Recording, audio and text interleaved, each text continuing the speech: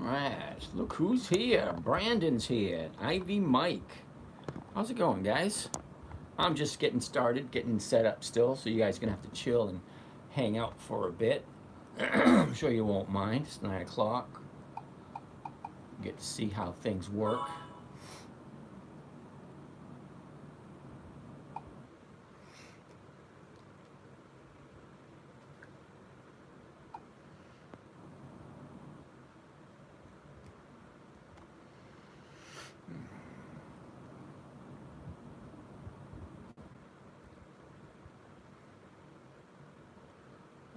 Cool beans.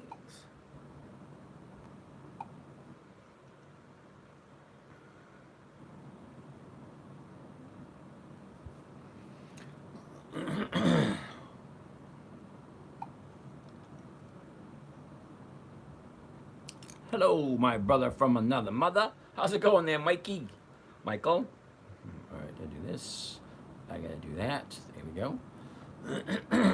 Almost ready to rumble. Nora, how are you tonight? All right. I'm still getting set up, so give me a few more minutes. Sham, what's happening? Oh, we got a bunch of people here too. Trent, Richard. Yep, Richard, how's it going? I'm still getting set up, Hold tight, guys. I try to say hi to everyone. Carson, how's it going? All right.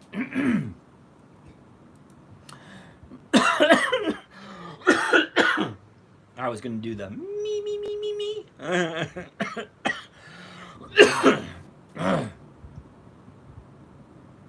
Uh-oh. Video capture. All right, you have to start that one over again. New video capture. That one's frozen. Can't have that now, can we? Video right there.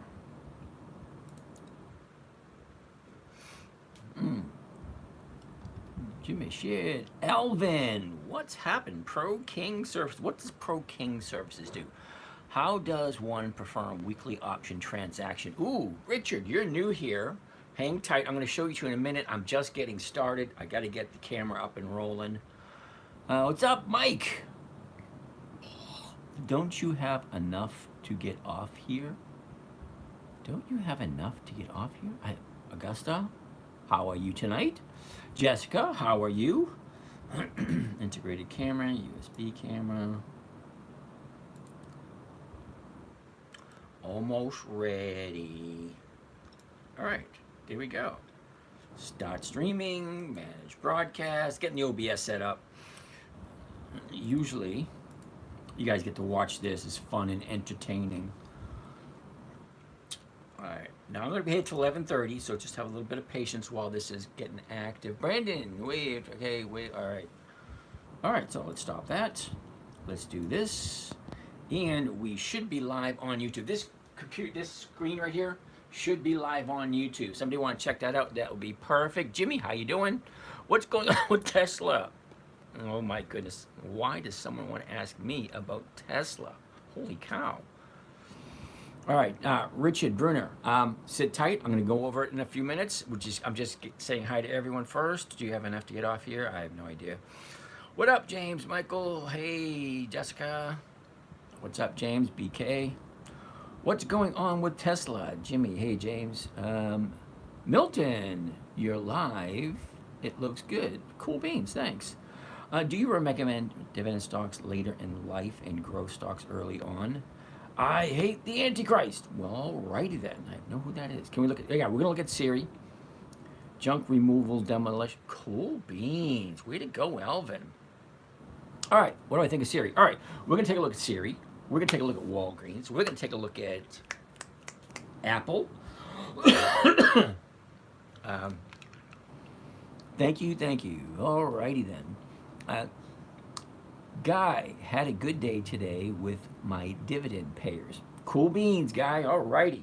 Now, let's get the ball started. Let me blow my nose first. I hate this time of year.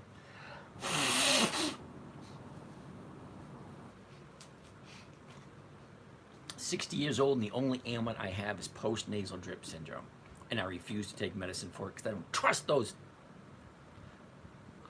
Do you think Tesla tomorrow? Thanks. How you doing, Piero? How you going? Pfizer looks good for Monday. Thoughts? We're gonna take a look at Pfizer also. All right. First off, let's get over with the disclaimers. Number one, I'm not a financial advisor. I am not an attorney. I'm not a bookkeeper. I'm a nothing. I'm a nobody. Okay. Got out of high school, joined the service, got out of the service, joined my own business, and I've been doing that ever since. I didn't do the college thing. I don't have a college degree. I'm not a mathematician. I'm just some guy that got fed up with the crap that I was being fed, and I knew there was another way around it. So I looked, and what spurred it on was in '08, my 9-year-old daughter, she wanted to learn to trade just like her dad was. She said, Daddy, can you teach me how to do this? So I had a challenge. Here's the challenge. How do you create a trading strategy for a 9-year-old that is simple, safe, predictable, consistent, and no way for her to lose? And I got nothing against women whatsoever, but when a girl cries, it breaks my heart and I feel terrible. I'm up 2% on Ben. Cool. Over the dividend that will be paid out tomorrow. I should have sold. Yeah, Chris, I never like carrying into the dividend date or getting too close to it. I like 2 weeks out. 2 weeks out, get my 1%, get on out, because I don't want to go to the dividend. Once you get to the dividend, the stock has a tendency to drop. Stocks go up before the dividend, stocks go down after the dividend. So I like to get in before, get out before it pays out. Not broadcasting on YouTube. Uh-oh. Uh-oh. It says we're broadcasting. Hold that thought.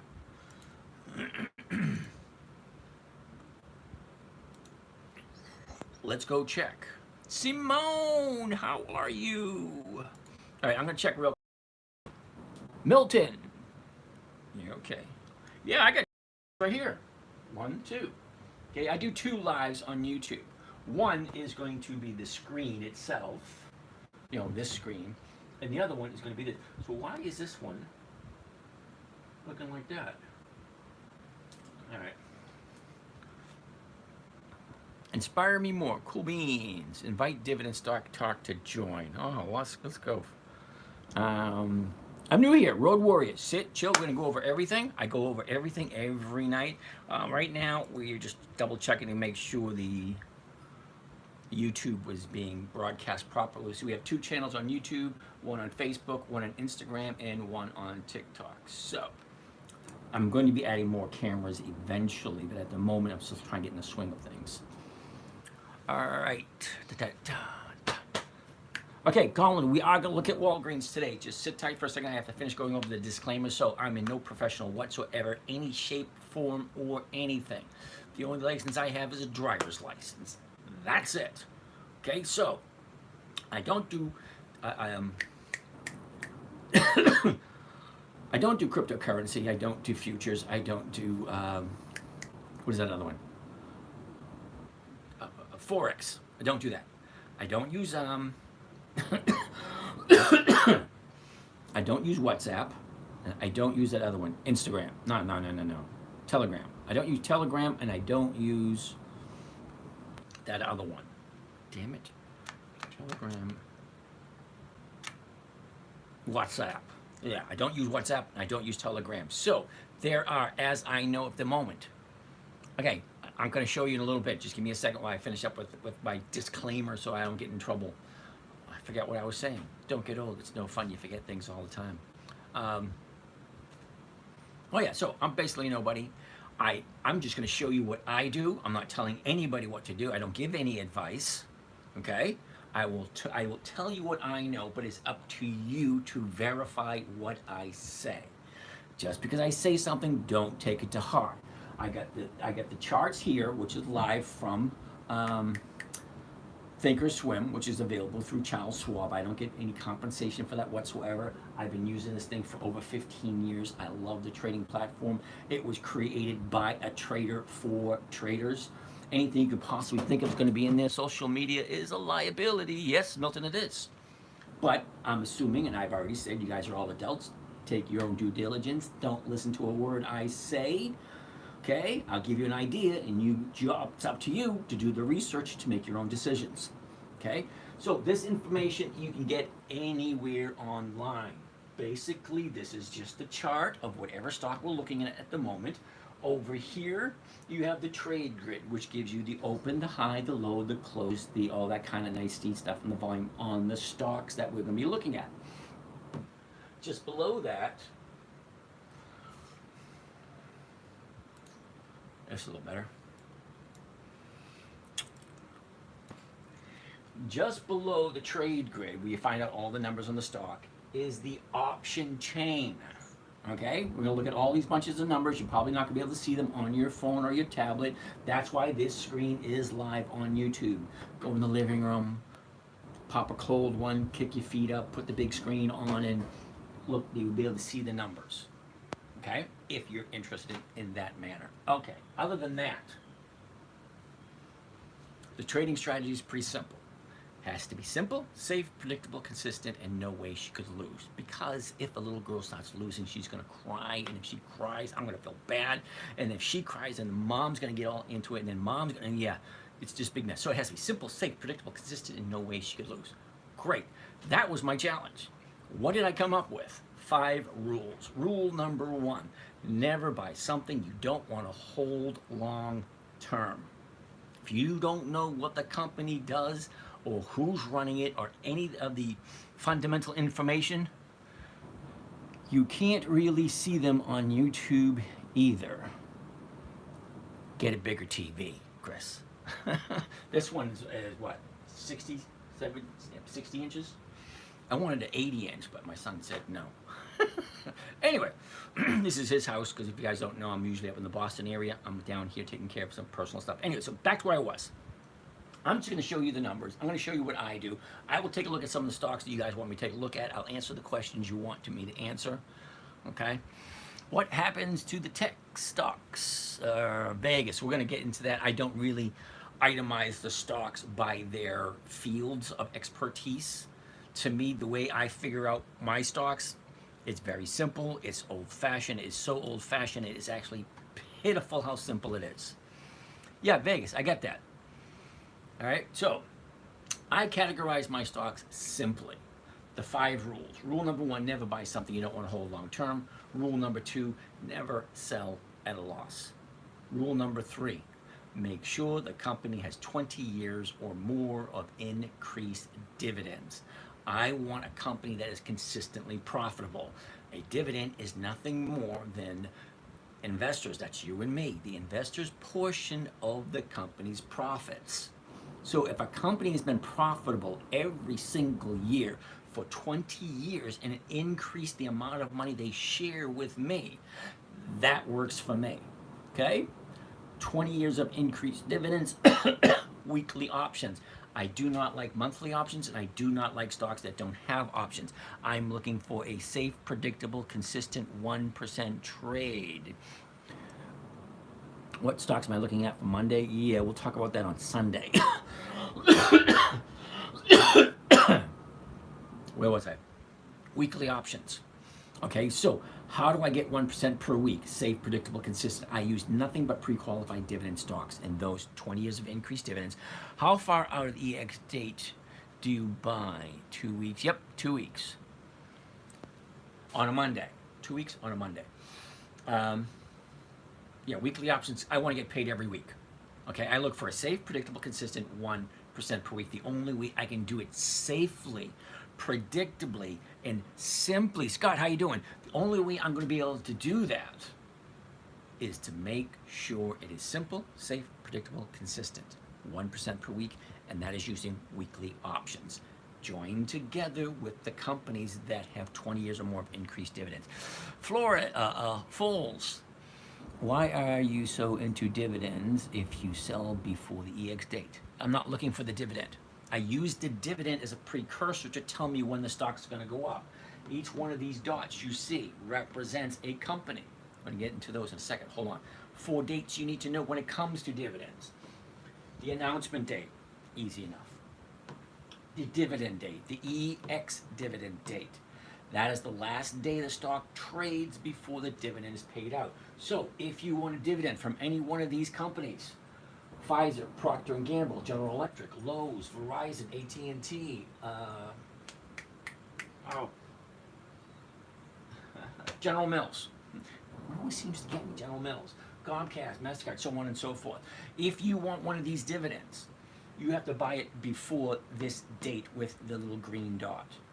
Okay? The 23rd, 22nd, the 9th, the 1st, the 4th, whatever.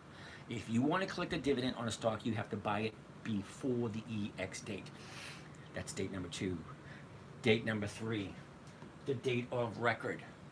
The date of record, basically, whoever owns the stock on that day is entitled to the dividend. Your residents, how's it going? Gonzo, you really don't want to ask me about SCHD. It's a turd, big fat turd. And if you really want to hang out a little bit later, I'll tell you exactly why it's a big fat turd. But let me finish my example. So, if a stock increases in price before the dividend date, I want to jump in 2 weeks before on a Monday. And then I want to do one of the safest trading strategies there is, a covered call. You buy the stock, you sell somebody the rights to buy it from you using a call option. That's where options come in. That's where the weekly options come in. Yes, get to the turds. Yeah, SCHD, that will be the first one. We got 122 people. You guys, like, share, subscribe. I want a lot more people here why I think SCH is a turd. Okay, so one of the safest trading strategies is buying a stock. Okay, you got to buy 100 shares of stock to do one contract, one option contract. There's calls and puts. I don't take air puts. They get really confusing, and especially trying to explain to a 9-year-old, so it had to be simple, safe, predictable, all that kind of nicey stuff. So, buy the stock 10 days before the EX date, do a covered call against it, premium, and usually the premiums are 1% or more of. Okay, that's why I like dividend stocks, specifically those that are consistently profitable. Okay, there's 9,567. We might get a chance to take a look to make sure that number's still the same, because it changes every week. So, I rotate my stocks. So out of that 9,567 stocks, only 300. Hello, Charlotte. So I only look at 300. So 98% of what's going on in the stock market, I really honestly don't care. Honestly don't care. And when you guys give me a stock that's going to be a turd, I'm going to tell you. And that's just my opinion. You know, because I don't like wasting my time on something I'm not going to get. Okay, if you put up a stock and I take a look at it and I'm going to say nope right away, it's usually the reason for that. If I look into it deeper, I'll give you the exact reason for that. Lockheed Martin, your opinion. I like Lockheed Martin. We're going to talk about that in a little minute. What kind of cash flow are you looking for in a company? Jimmy, I don't care about the cash flow. Honestly, I feel like you didn't hear what I said. The only thing I care about is increased dividends. Okay, how that cash flow is totally irrelevant to me. Because if they have 20 years of increasing their dividends, that means they're more profitable year after year after year. More and more and more and more money is being paid out to the shareholders. And when we buy and sell stocks, we are the shareholders. So hey, Akuna's here. I only want to invest in companies that are continuously profitable. I don't care about the cash flow. I don't care what's going on legally in the company. If there's a big lawsuit, I really don't care. Because I want consistent increases in dividends. That means they're consistently profitable over and over and over again. I like Visa, CCL, what was that? Never even heard of it. Okay. And thank you, Ian, thank you, thanks. Okay, what was I saying? Oh, that's my only concern. Increase dividends consistently. That means they're continuously profitable. Now there's 300 companies, more than enough for me to choose a decent stock. Hey, Doc's here. 300 companies is enough for me to pick one or two every single week. Okay? Hey, Eric, the big, what was it? Michael? The big buy. All right, so I take all my stocks, all 300 of them. Now I'm going to tell you, the Dividend Kings, Dividend Aristocrats, GGG. Oh, no, no, no. Sheila, come on, you should know better. Dividend Kings. 54 companies that have increased their dividends for more than 5 decades. That's 50 years. Okay, Dividend Aristocrats, Dividend Champions, both of those lists. 64 companies that have increased in more than 25 years. The Dividend Aristocrats, the Dividend Champions, 150, I think it's 150 stocks that have increased their dividends consistently. Carnival Cruise Line, okay.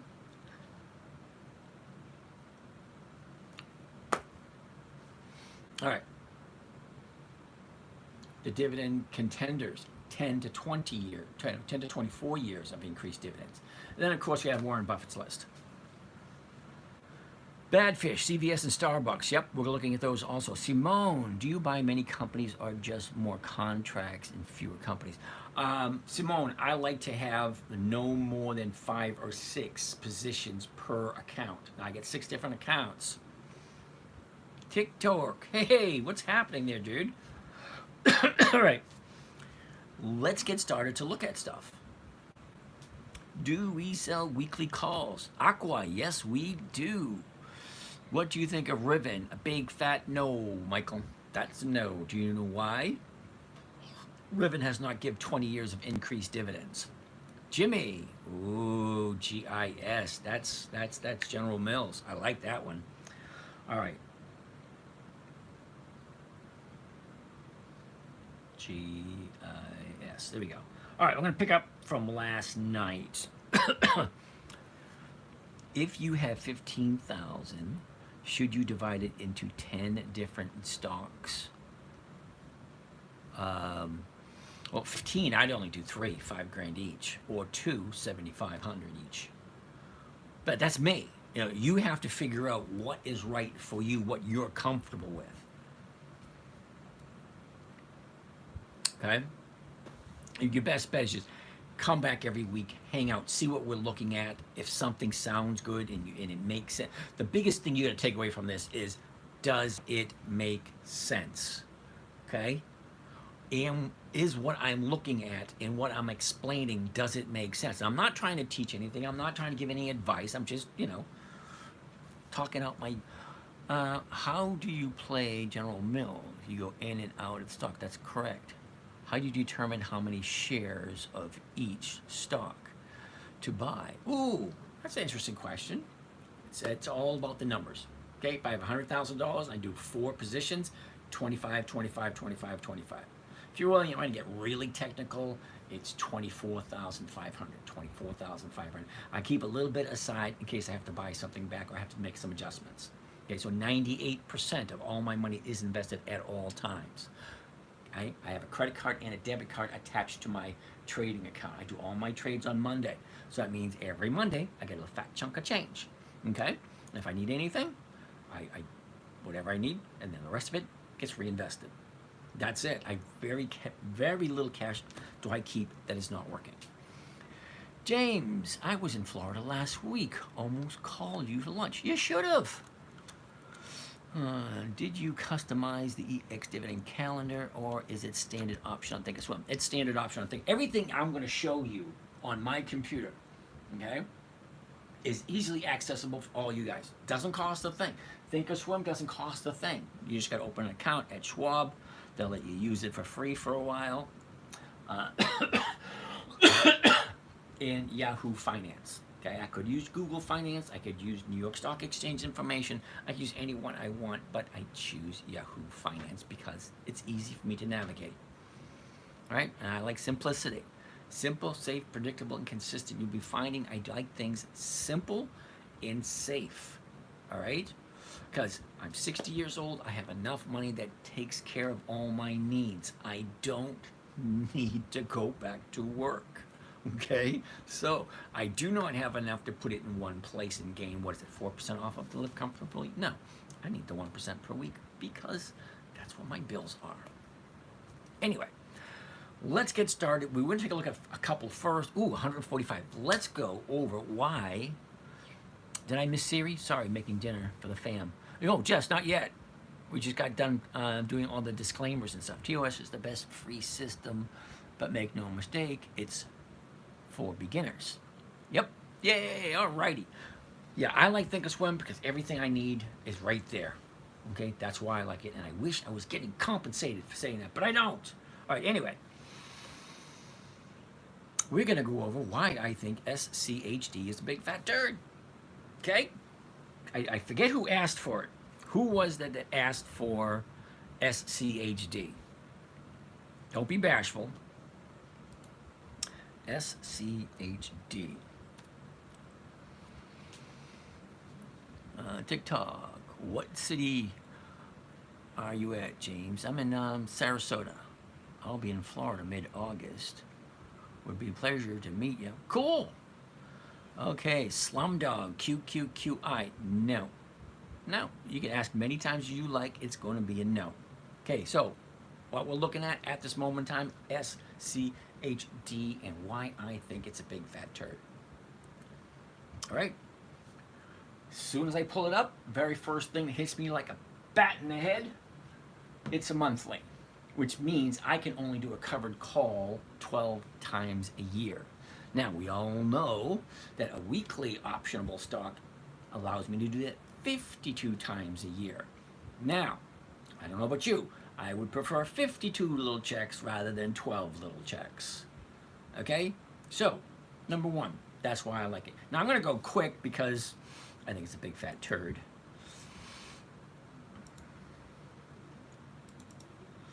SCHD. All right, SCHD, here we go.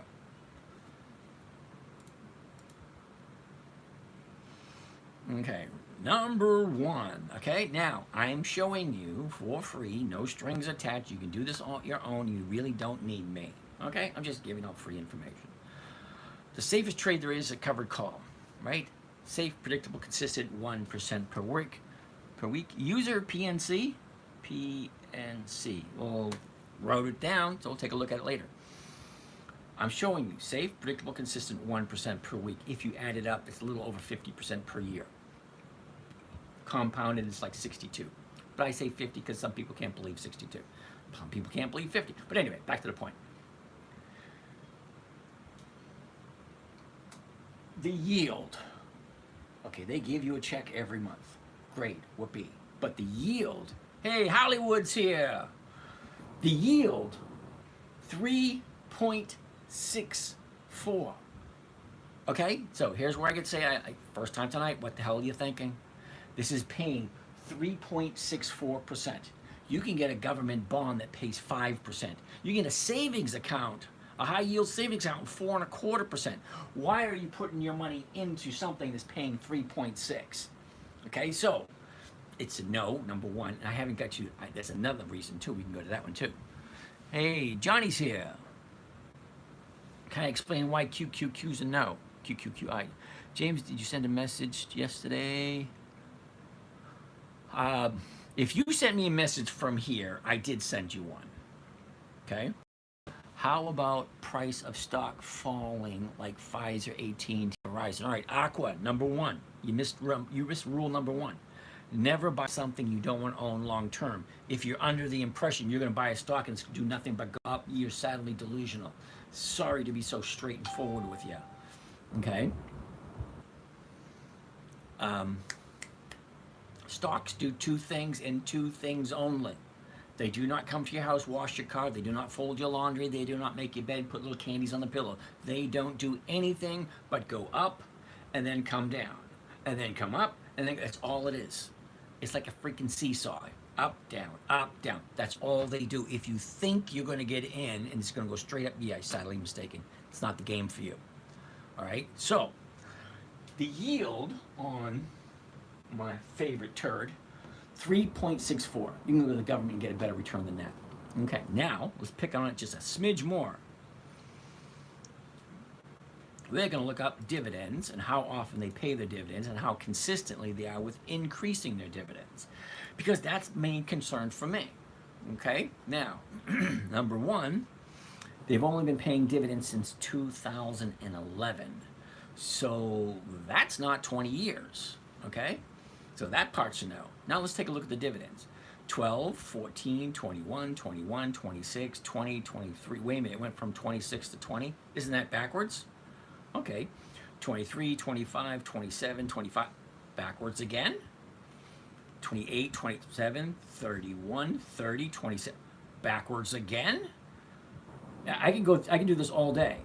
They're not consistent with their dividends and they're not increasing their dividends, which means they're not consistently profitable. Okay? So if a company consistently increases their dividends year after year after year, basically means that they're a profitable company run properly. Okay, if I'm showing you a way to get 1% per week, which is 50% per year or more, and you want my opinion on SCHD, well, that's my opinion. I have a few more. Oh my goodness, Berg, you just got here. You just missed my turd of the week. Okay, SCHD. Okay, SCHD for me is a big fat no. NTRS, never heard of them. Usually, NTRS. Usually when I say I never heard of them, either a few things. One, they don't have 20 years of increased dividends. Two, they don't have weekly options. Three, they don't have consistently. Oh, I already said that one. Chart my. I don't know, but I don't know who it is. Slumdog, SPYI. Yeah, no, sorry. What is your best week? This week. This week is my best week. Okay, next week's not here yet. Last week is gone, so this is my best one right here. VOOV. That's a big fat no also. But I'll take a look at it and give you my opinion why I say no. But just let you guys know, those of you who are new, okay, those of you that are new, I've been doing this for over 20 years.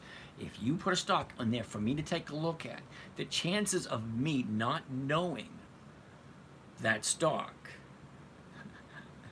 okay, basically means it doesn't have weekly options, 20 years of increased dividends. So you're interested to hear VOOV. Nope. There you go. It's a monthly optionable stock, which means I can only do a covered call once a month. 12 checks. No, I prefer 52. Okay, Bergen. Yeah, OPTT. That's going to be a no. GPC. Now that is a good company. GPC, Genuine Parts Corporation, the cream of the crop when it comes to dividend kings. They have consistently increased their dividends to their shareholders for about 7 decades. Can you imagine that? GPC, 7 decades of increased dividends to their shareholders. That's a good freaking company. Unfortunately, they only have monthly options, so I don't trade it. SWBI, no. When you buy a stock, how long you hold? Preferably a week. GDX, oh, Julie, that's a good one. I'll write that one down, GDX. Okay, I have a whole bunch of stocks I haven't looked at from yesterday, so you guys just hold on. Do you like Sherwin-Williams? Yes, I do, but I believe Sherwin-Williams, isn't Sherwin-Williams a monthly? SWCH, I think it is. I don't know. Buying 2 weeks out from the EX date, what percentage of your trades get called away?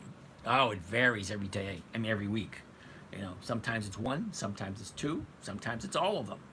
Okay, now I carry in each account, I got 6 positions in one account, 3 positions in another, 4 positions in another, then I got like 30 in another. What's the best yield? M. All right, I don't look at it that way. Okay, so you're asking me a question that's irrelevant. Okay, the best yield for me is 1% per week, which is about 62% per year compounded. All right, VOO, yeah, VOOV, yeah, it's a monthly, so that's going to be a no. I'm not even going to bother with it. All right, so I'm going to move on and get to the list. All right, now this is the list from what you guys asked me to take a look at. All right, this is this week's.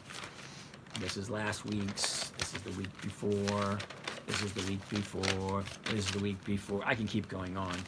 But every night I look at about 50 to 100 stocks. Okay?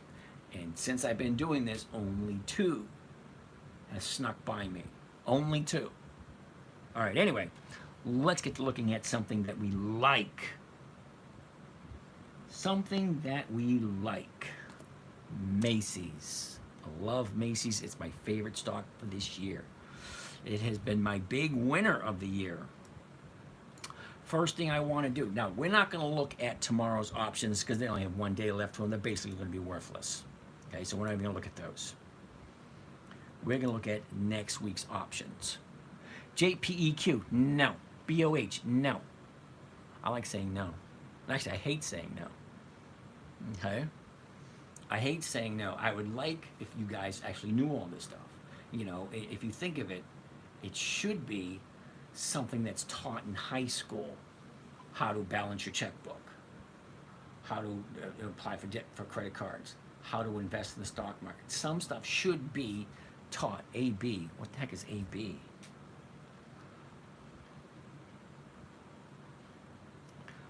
I wrote it down. We'll take a gander at it, Kevin.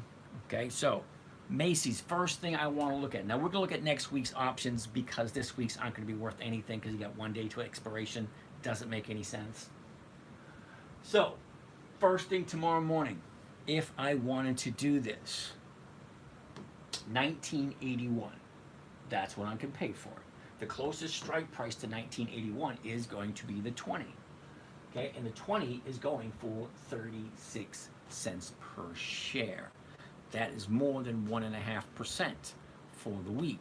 But the question is, do you like Macy's? Remember rule number 1, never buy something you do not like or you don't want to hold for the long term. Macy's has been in business for over 100 years. They're on every major holiday. Macy's New Year's parade, Macy's Christmas parade, Macy's Thanksgiving parade, Macy's Easter parade. Okay? Does Macy's have a 4th of July parade? I honestly don't know. But they've been in business for over 100 years. Mark, we are going to take a look at Walgreens. Just sit tight. Okay? I'm going to be here till 11:30. Macy's. So like I said, it's a company I have no problem whatsoever holding. If I'm going to buy it tomorrow morning, 1981, I can sell somebody the rights to buy it from me at 20. Or I could do the 57s. Okay, I'm sorry, the 1950s. I can do the 1950s, which is a safer bet, or I can do the 20s, which is a higher rate of return. What SPY looking like tomorrow? Sorry, dude, I don't do SPY. Do you like technology? I love technology. Okay, when I started doing this 15 years ago, we didn't have what we have now.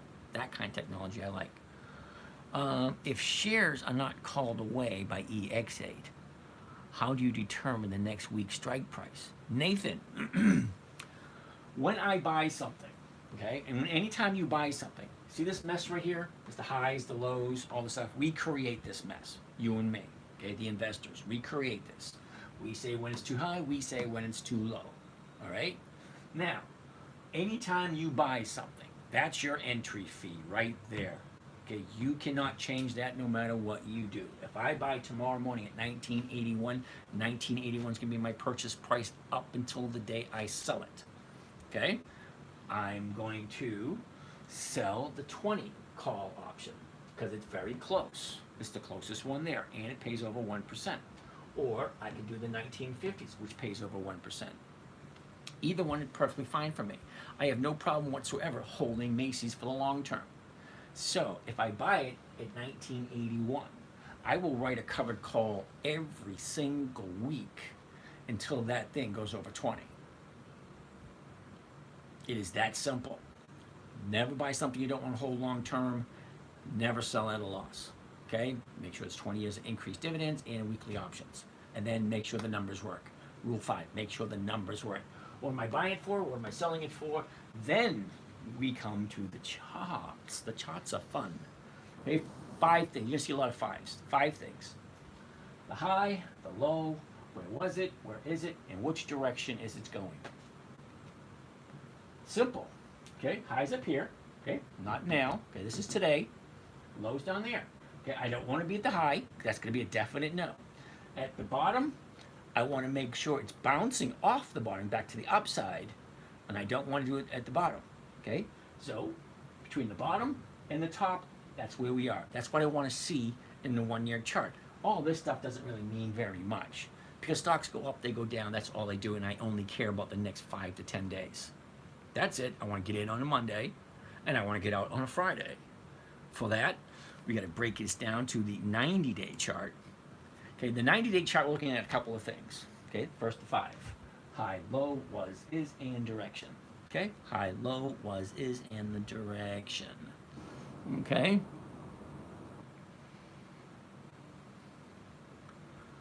Hey, all right, Hollywood. Okay, so after I see the 5, high, low, was, is, okay, I want to see a pattern. Okay, and it doesn't seem to be a huge pattern here. Down, up, down, up, down, up, down, up, down, up. So look at the weeks, okay? 2 weeks, 2 weeks, 1 week, 1 week, 1 week, 1 week, 1 week. So it's having weekly highs and weekly lows. That gives me an idea of where it's moving.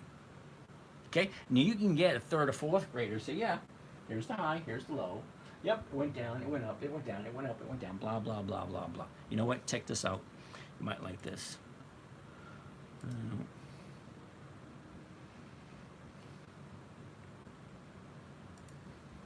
Okay, that might be a little easier for you. Okay, green is up, red is down. Green is up, red is down. Okay, there's a lot of different ways of looking at the charts. I like the candles.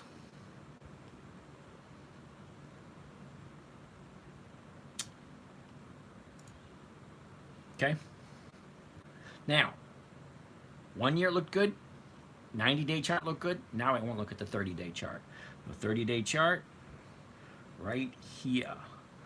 That gives me a better idea of the direction in which it is going. Okay? 30 days ago, here we are. Up, down, up, down, up, down, up. It has a pattern every week. Up, down, up, down, up, down. So right now, she came down right here. There's your bottom right there from this high. Okay, this is your 30-day high. There's the bottom, turn around, 1 day up, 2 days up. I have no problem whatsoever jumping in first thing tomorrow and buying it at 1981. None whatsoever.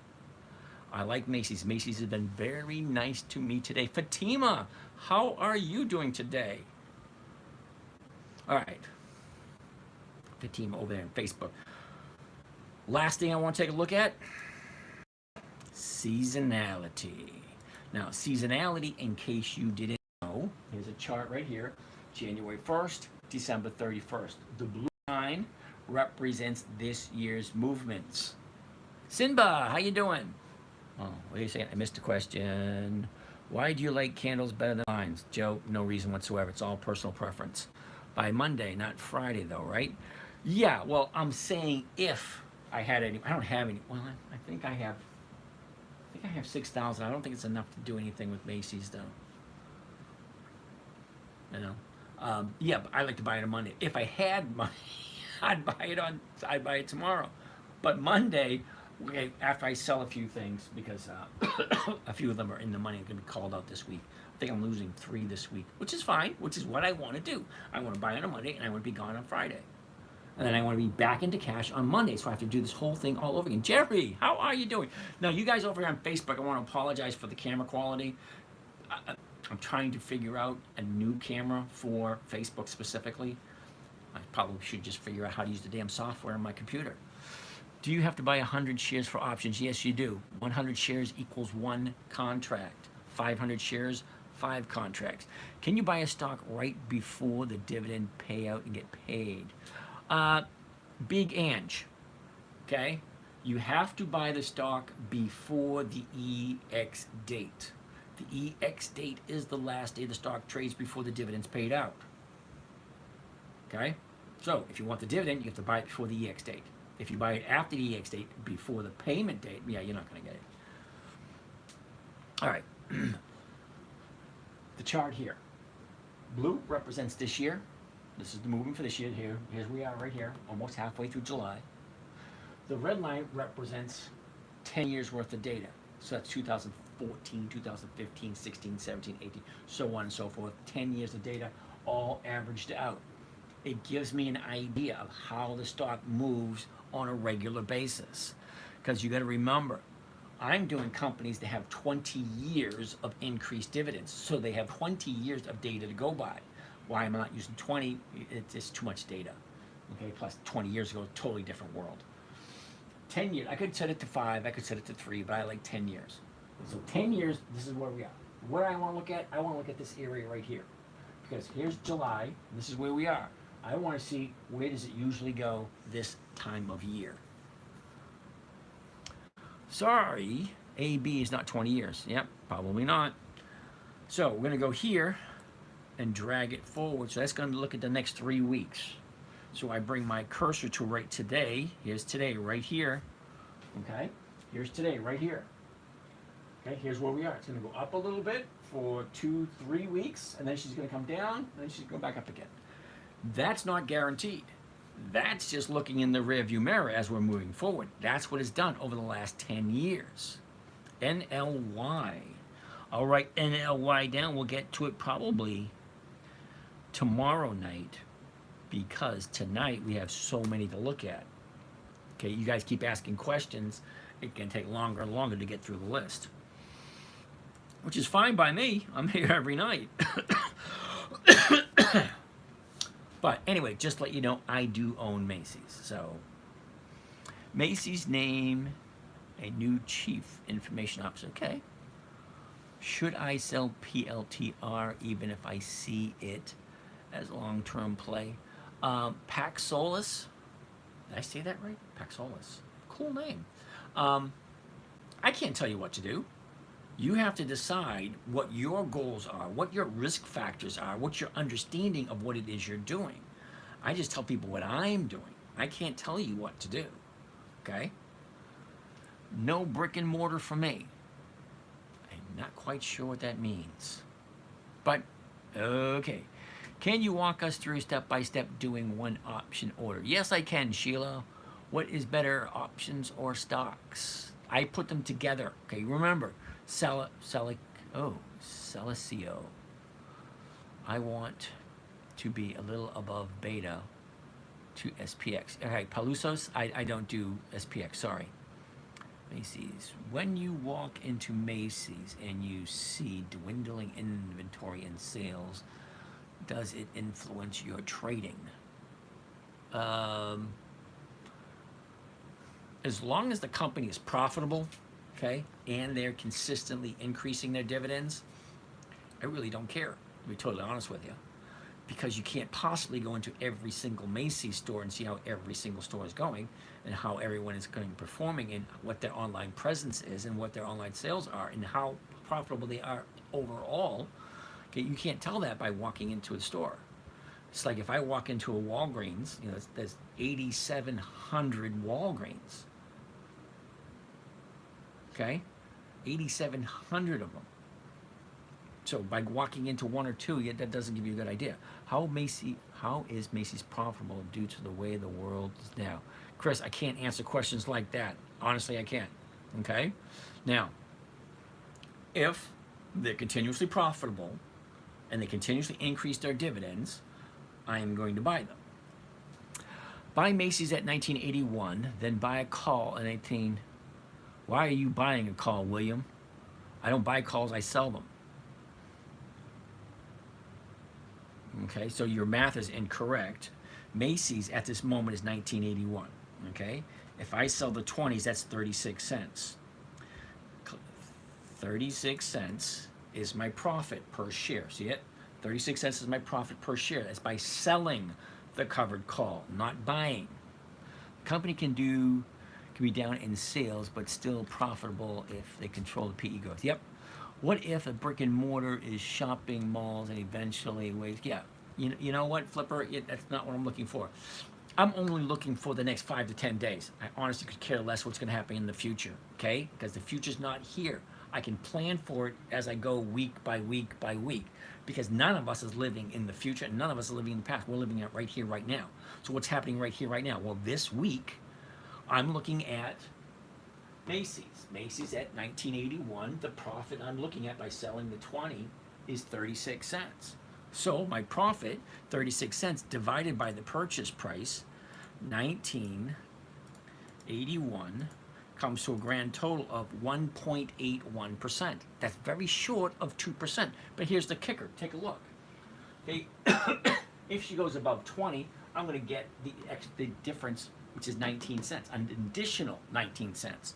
So this is a 2.5% trade if it goes over 20. When does Macy's pay their dividends? Hollywood. What happens if no one buys the covered call? Do you not receive the premium? All right, Stephen in Vegas, you're relatively new at this because if you knew, if there is a price that is posted, okay, if the price is posted here, the market maker is required by law to fill it. The market maker pays an awful lot of money to be a market maker. Now, I've given examples of market makers in the past. Okay, I'll do another one if you guys want me to. But a market maker, last time I checked, okay, this was about a decade ago, it was $350,000 for the application just to become a market maker.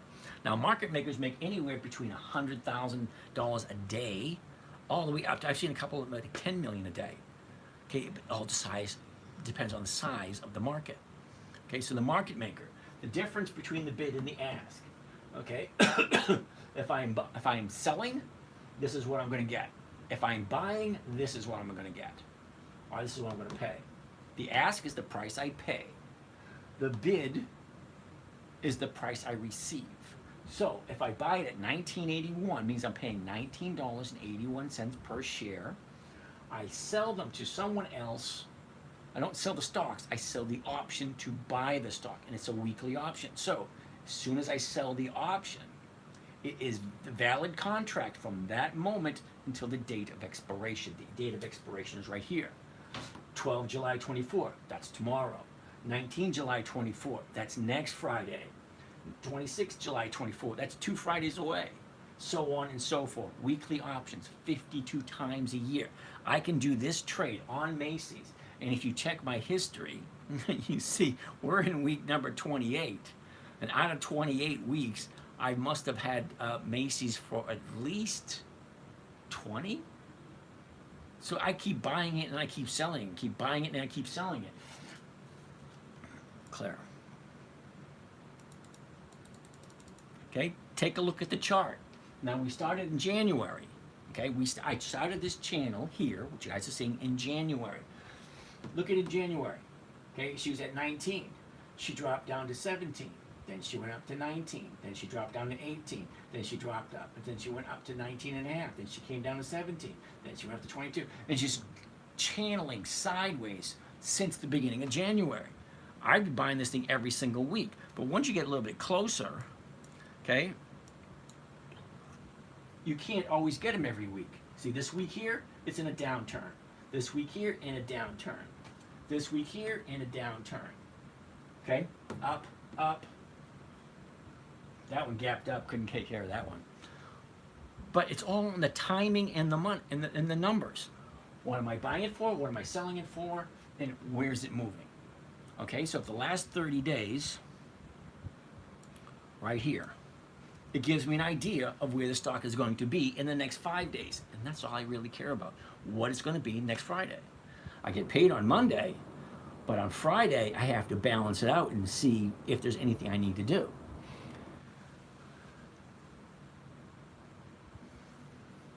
Okay, so here we are a month ago. She went up, she came down. Up, down, up, down. Okay?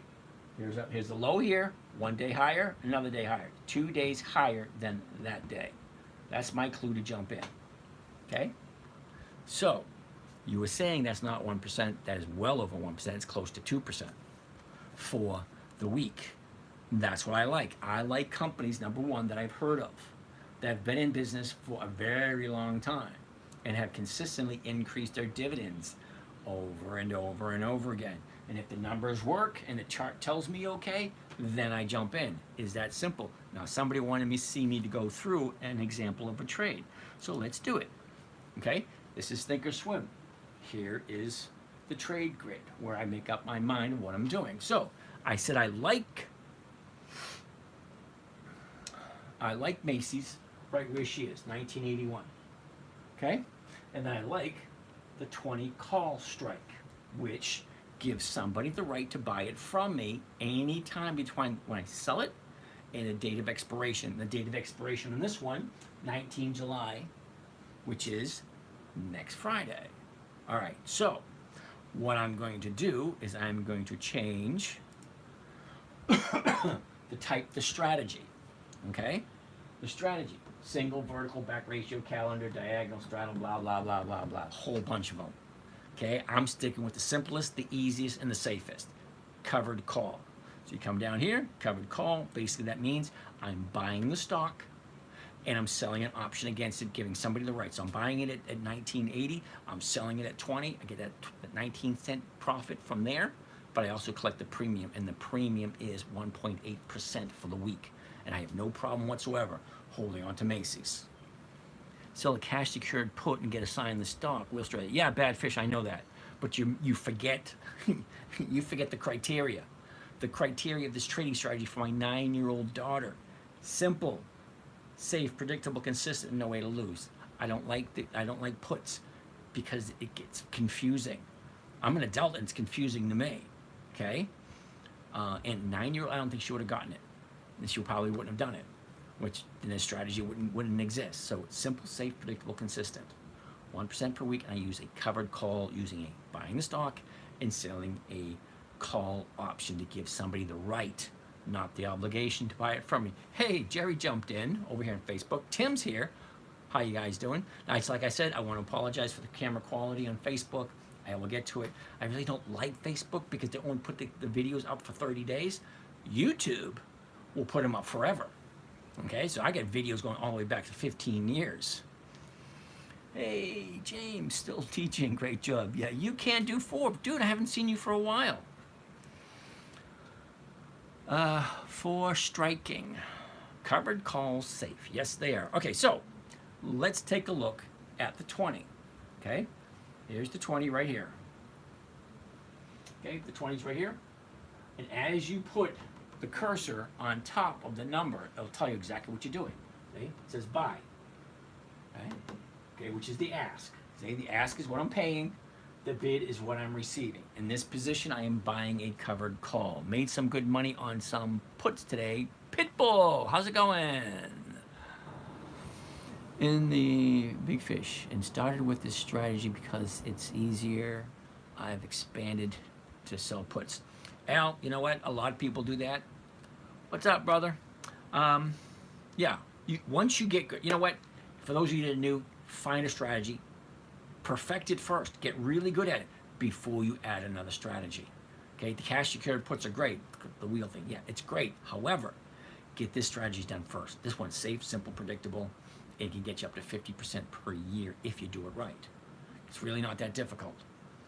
All right, so wherever my cursor is, it'll tell me what I'm doing, buying. If I move it over to the side, now I'm selling. I don't want to do that. Okay, I want to buy a covered call right there. Click on that, and the order already pops up. Now I have it set for 10, which is 10 contracts, 1,000 shares. I'm going to change it to 1 contract, 100 shares. That way you guys, don't get intimidated by the big numbers. Okay, so read the orders, and it's 2 orders. Okay, 2 separate orders. One is the stock order where I'm buying the stock. The second is the option order where I'm selling the option. But when I do it this way, they combine them together, so it's only 1 order, so I'm only paying 1 commission. And they get filled instantly. Okay? Now, it's right here, it tells you the order right here, order entry, covered. Okay? And it tells me what the order is. Sell, buy, because I'm selling the call option, and I'm buying the shares. So I'm buying the shares and I'm selling the covered call. All right. The date, the stock symbol right here. The date, 19 June 24. That's next Friday. The call strike, which is the 20. We talked about this. What it is, the call option and the stock. Then the price and limit order, day, best exchange, blah, blah, blah. I'm going to change it to market order because market orders fill instantaneously. What I'm buying. Now they've tied the 2 together, all right? So whatever it says is whatever it says. If I do it separately, the numbers can change and move. All right, so next thing I want to do is I want to hit the confirm and send button. Once. Like that? Once. Click it once. All right, this pops up. This is the actual order. Buy 1 covered Macy's 100s. That's the weekly. 19 July 24. That's next Friday. The $20 call option with the Macy's stock to open to open. Now, to open means I'm opening a stock order, which means I'm buying the shares, stock certificates, whatever you want to call them. And the second one to open is I am selling the call option, which is the covered call. I like selling puts on stocks I want to own, so don't care if they get signed. Yep, Bad Fish, you're absolutely correct. All right, Al, yeah, all that kind of nice, neat, fun stuff. Okay, so after that, that's the order. Now, I like telling everybody to read it out loud because your eyes can deceive you because you have something in your mind what you want to do, and then you just do it.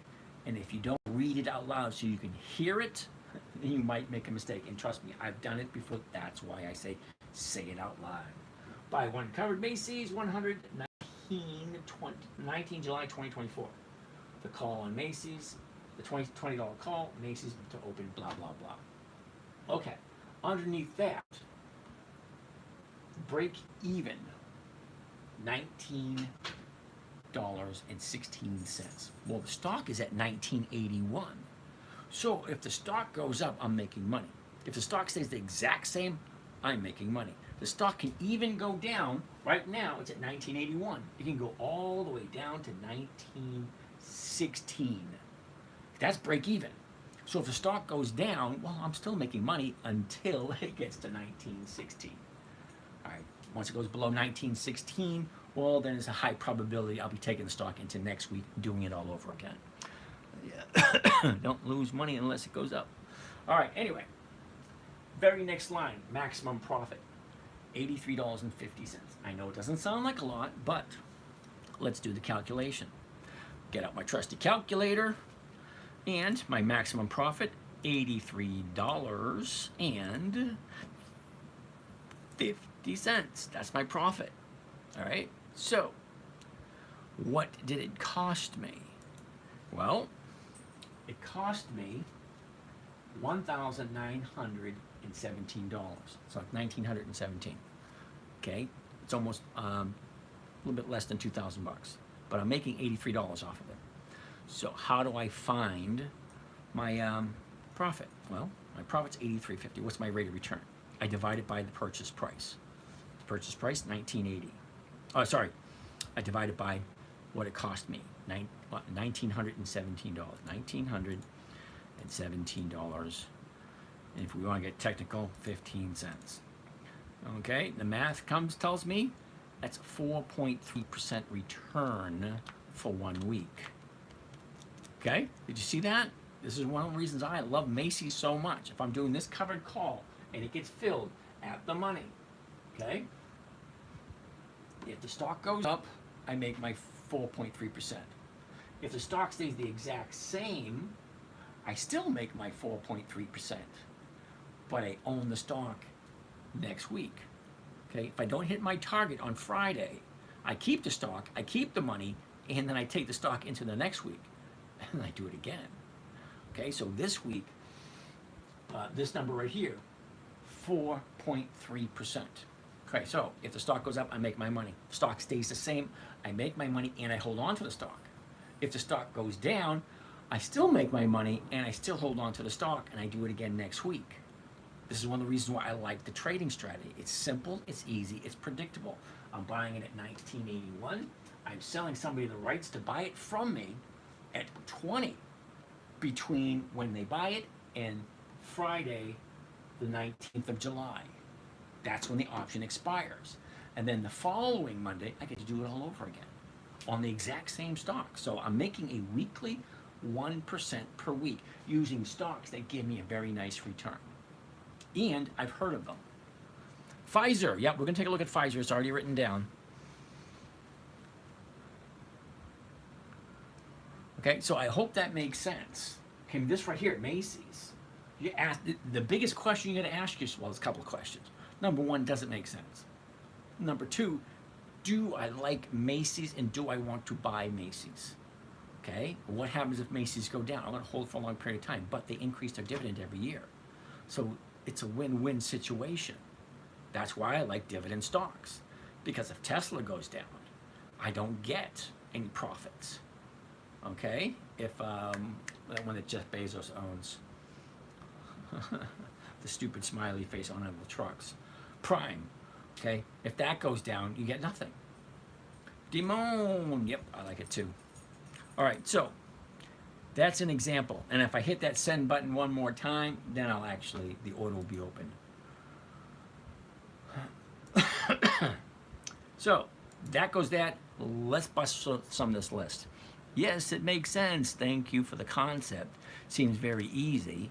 It's learning how to use the platform. Sheila, like I say, you need some help, drop me a number. I'll give you a buzz, walk you through it. It's not that difficult. I held out getting in and got a couple of puts today and did all right. All right, Pitbull, way to go. What software are you using?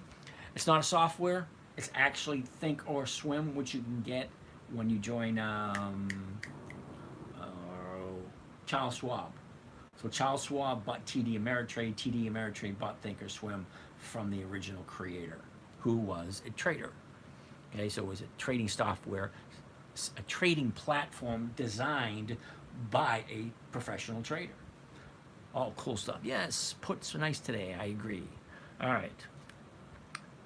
On the list, AA, Alcoa. All right, first thing I want to look at, Alcoa, 39.42. They get the third, whoops, I gotta change this back. Okay, that way I can tell you the percentages. Yes, puts are nice. Already got Chuck. Do I use the online version? No, download it onto your computer. It's much better on your computer than it is the online version. Okay? What stock are we checking out right now? Alcoa, AA. All right, so Alcoa, first thing I want to look at, 1942. That's the purchase price at the moment. I'm not looking at the chart yet. Okay, the only thing I'm looking at is what is it going to cost me? Okay, this is the information that I want. What's it going to cost me? Okay, 39.42, 39.50s are going for $1.23. Are you kidding me? That's freaking awesome. Let's do the quick math on that one. Clear this. The 39.50s, $1.23. Wow, I might do. Shit. I'll wait till Monday. All right, so $1.23 is the profit per share. Okay, and the purchase price, $39.42 divided by 39.42. 3%. Holy cow! Now we haven't looked at the chart yet. That's just the numbers. The numbers, what I buy it for right here tomorrow morning. Okay, these are the numbers now. So tomorrow, these numbers are all going to change, but the math is still the same. I take, what am I buying it for? What am I selling? The closest strike price. $39.42. The closest strike price is going to be the $39.50. Okay, it's paying $1.23. $1.23 is 3.12% return for a week. That's a nice. I'm writing that one down. Writing that one down. Because I like Alcoa. I do. So let's take a look at the chart. Wait a minute, I probably shouldn't have wrote it down until after I look at the chart. All right, anyway. All right. I always look 1 year chart, 90-day chart, 30-day chart, and then seasonality. Always, always, always. Give me a second. Better plug a new battery in before I break stuff. Right. Yes, I have to have a batteries powered fan to keep the cameras cool, because the cameras overheat and they turn off. John Uba. Okay. Wait, but there's no dividend date for another at least 2 months for AA. Are you still going to go for it? No, I'm just looking at the numbers. Okay. It's probably earnings week. Okay. Really don't care. Let me go through the numbers. Let me go through the charts and see exactly what I'm looking for. How about Riley? Riley's, okay, I'll write it down. But just to let you know, I've never, ever, ever bought Riley. So Riley's going to be a no. But I'll get to it and I'll tell you why. Hold on a second. Okay, so first thing I want to see. High, low, where was it, where is it, and what direction it's going. Those are the 5 things. High, low, where was it, where is it, where's it going, blah, blah, blah, blah, blah. How long have you been trading for? Over 20 years. Yeah, yeah. Yeah, yeah. Over 20 years. All right, next. I don't want to buy it at a high, which it's not. I don't want to buy it at a low, which it's not. It's somewhere in between. Oh, was I in the way? I was. Okay, the high's up here, and the bottom's down here. So I'm somewhere in between. Perfect. I love it. So now let's go to the 90-day chart and see if we can see any patterns. Okay, there's a pattern along the slow side. Okay, down, up, down, up, down, up, down, up, down, up, blah, blah, blah. Okay, 5 things I want to see. High, low, where was it, where is it, and the direction it's going. Hold on a second.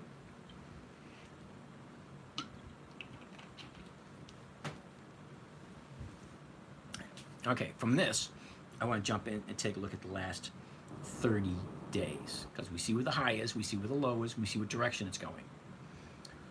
The last 30 days gives me confirmation of where it might go in the next 5 to 10 days. That's all I'm interested in. The next 5 or 10 days. Recon, yo, yo, yo, yo, yo, yo, recon. All right, anyway, enough of that. Okay, here we are, 30 days ago. Down, up, down, up, down. Look at right here. Okay, here's your 30-day high right here. She dropped down. Here's the bottom. Now this is we're going up.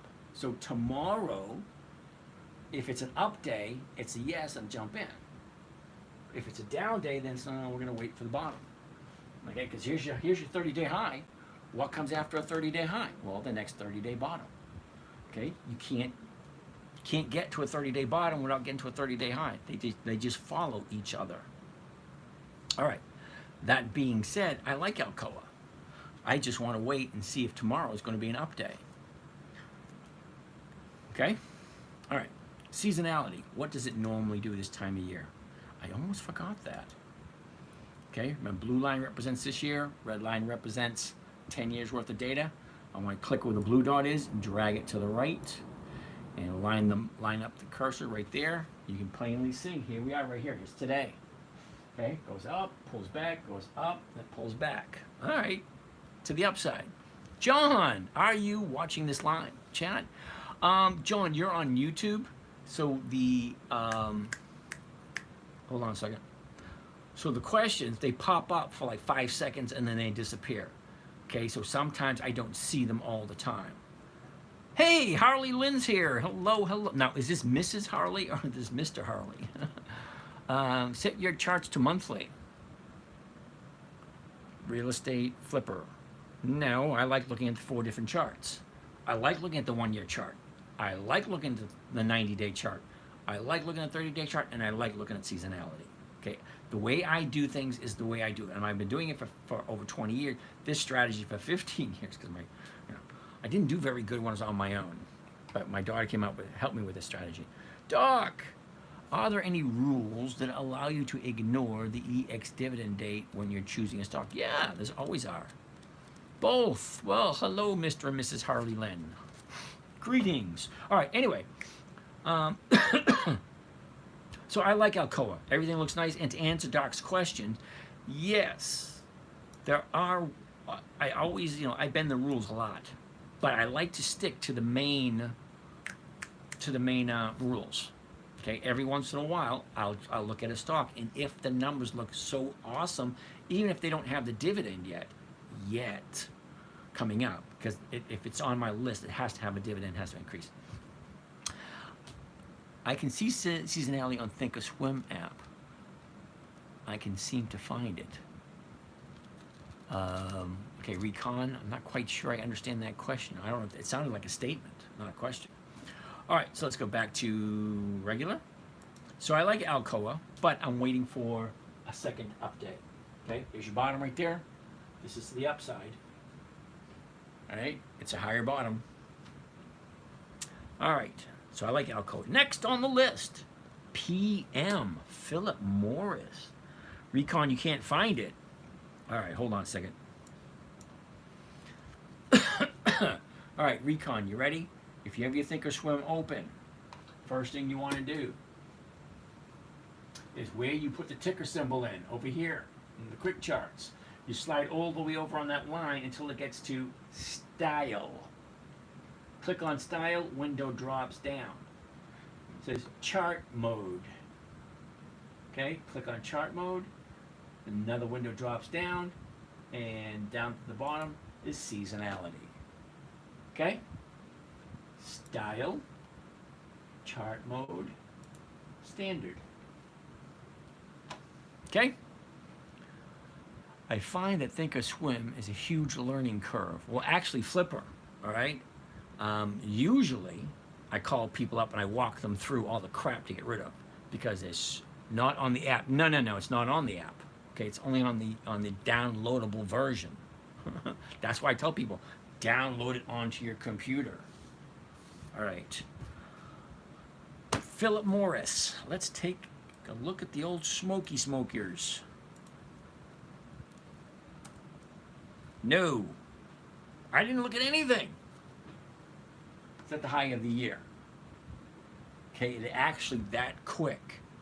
Okay, I'm not into the thing. The thing is buying it high, buying it at the high and waiting for it to go higher. Yeah, I don't do that.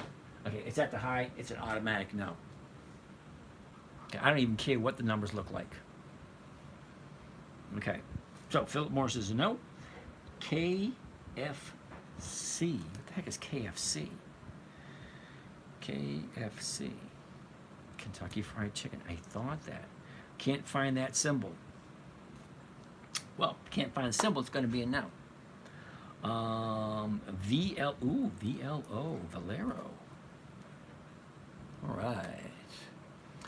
Johnny Q. Why I am using Thinkorswim on Android tonight. Can I see the same thing you are? An Android is a phone or a mobile device. Yeah, you have to download. You got to download it onto your computer. Okay, if I don't know if you can do that. How do we join your morning show? Hey, Real Estate Flipper. Hold that thought for a second. Top 5 long-term dividend compounders. Oh, zooped! You just got here. You're on a tablet. Yeah, you're not. I don't think you'll be able to do it. Where was that question? All right. Real Estate Flipper. You ready? Up here, right here, where you see my little face right there, Dividend Stock Talk. Click on that, and that will take you to my website, The 10-Minute Trader. Okay,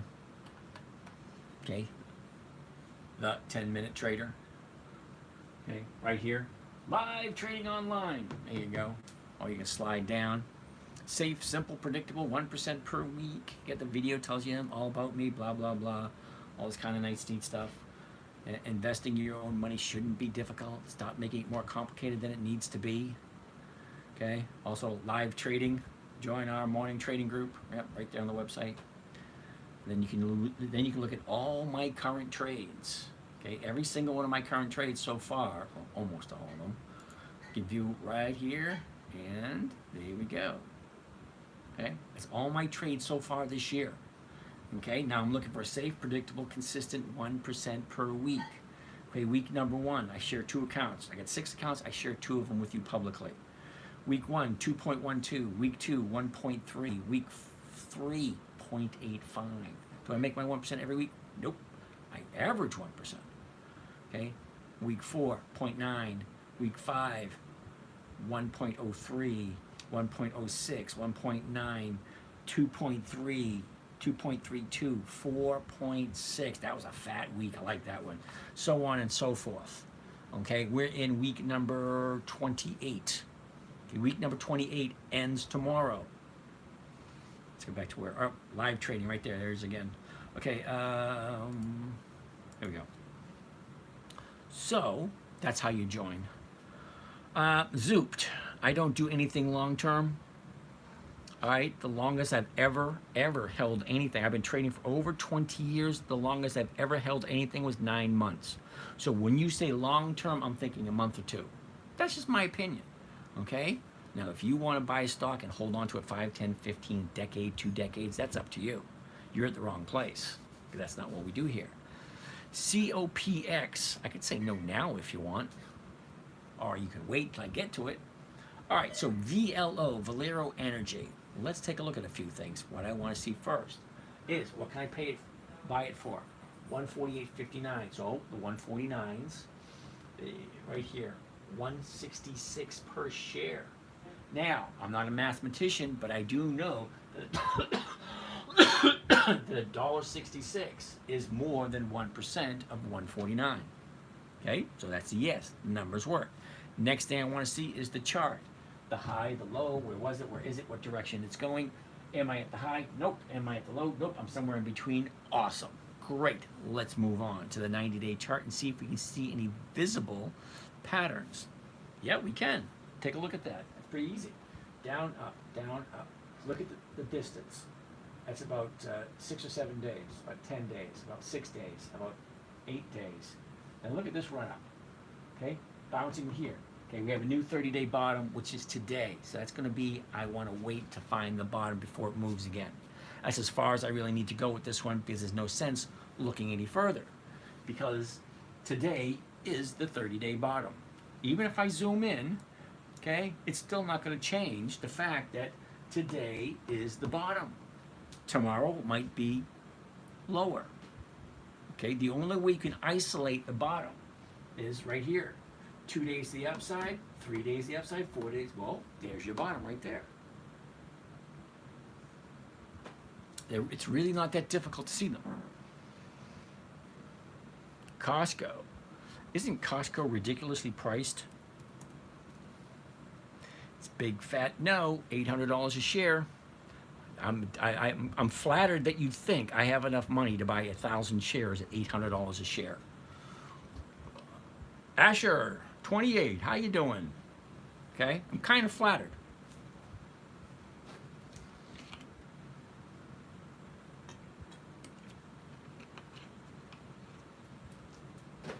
Johnny, I don't know if you need to use Windows because Thinkorswim is available on Apple and on IBM.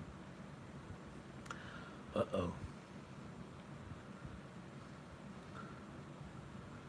right, Jimmy, can you show us your website, how your weekly calculator works? Oh, Jimmy, that's a good one. I haven't had that question in quite a while.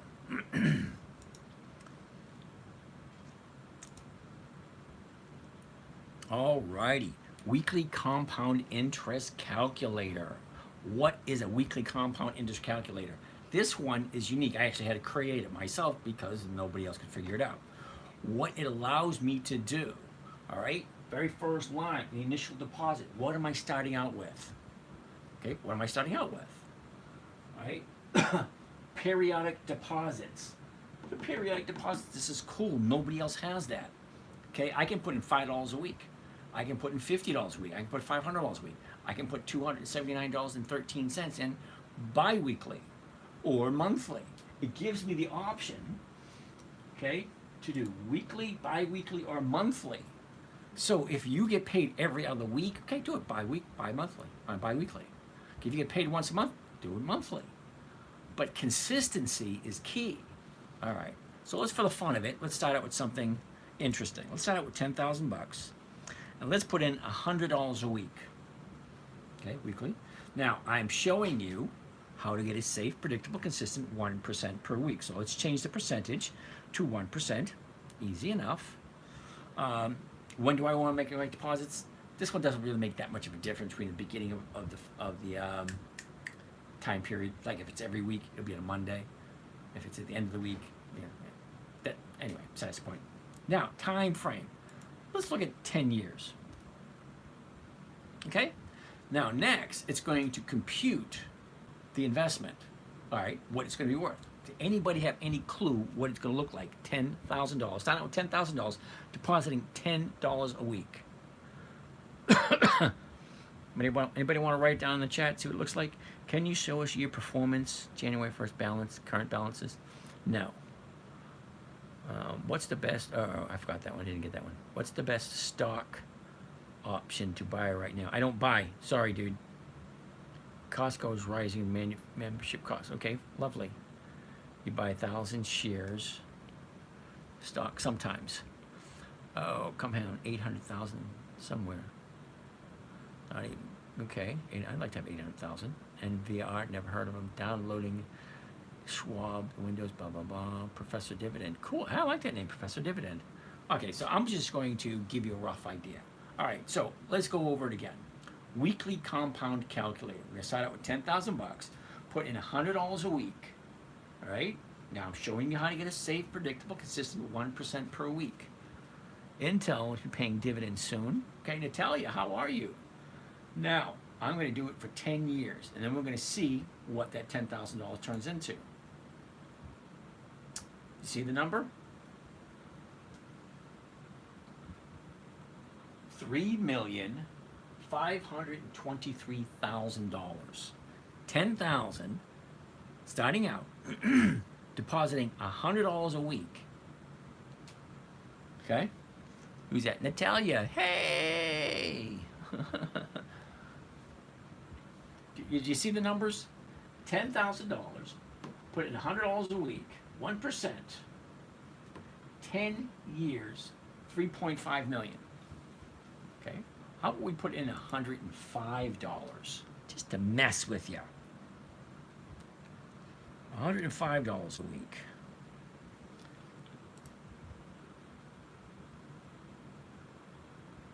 Yeah. That's an extra $100,000. That's $3.6 million. I like that calculator. It's pretty cool. So I got a weekly compound interest calculator that I created. And for those of you who want to do monthly, you can do monthly. Same thing. Except for this compounds it monthly. Okay, so do the exact same number, 10,000. Put in $100 a week. Interest rate.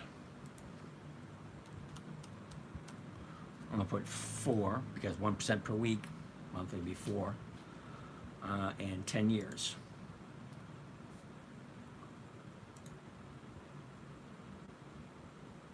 $2.3 million.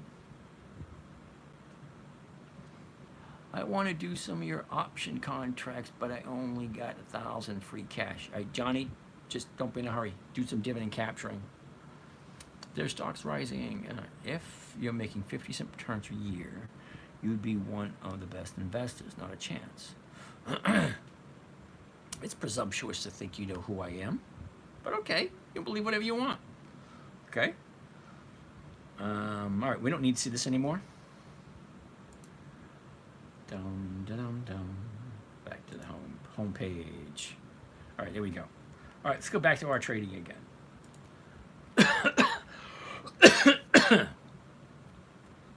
Calvin Hill.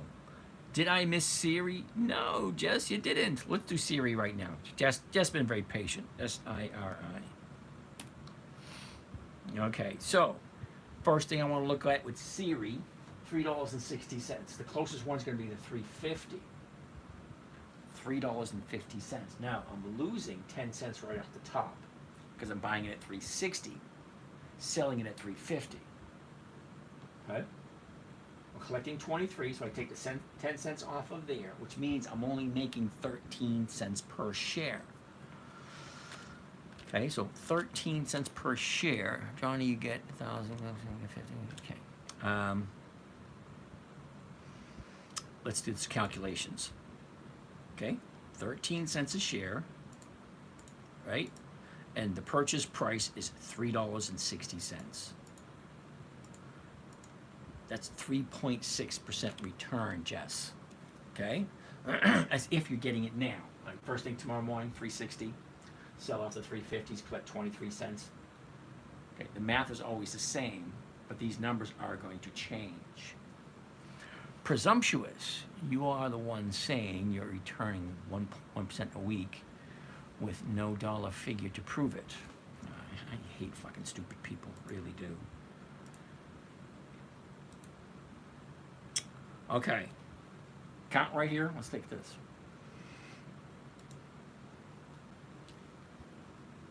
Profit and loss year to date, 48,000. What's the account balance? Not that one.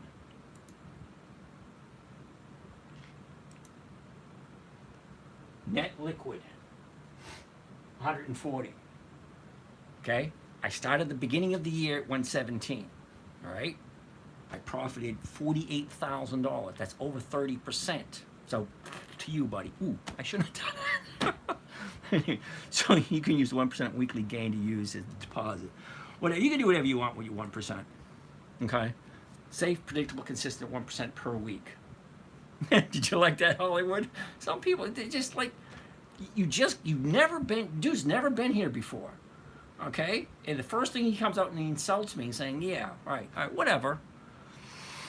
Okay, we're on Siri. Okay, so first thing I want to do is check out the numbers. 360. I could sell it for 350, which I'm losing 10 cents. We already did that. It's at 23. We take 10 cents off there. I'm walking away with 13 cents on a $3.50 stock. Okay, that's a nice little profit for the week. So here's the thing. First thing I want to see. Where's the high? Where's the low? Where was it? Where is it? What direction it's going? Okay, great. This is where it's going. That's the 1 year. It's not at the high. It's not at the low. It's somewhere in between. Great. Now I want to look at the 90-day.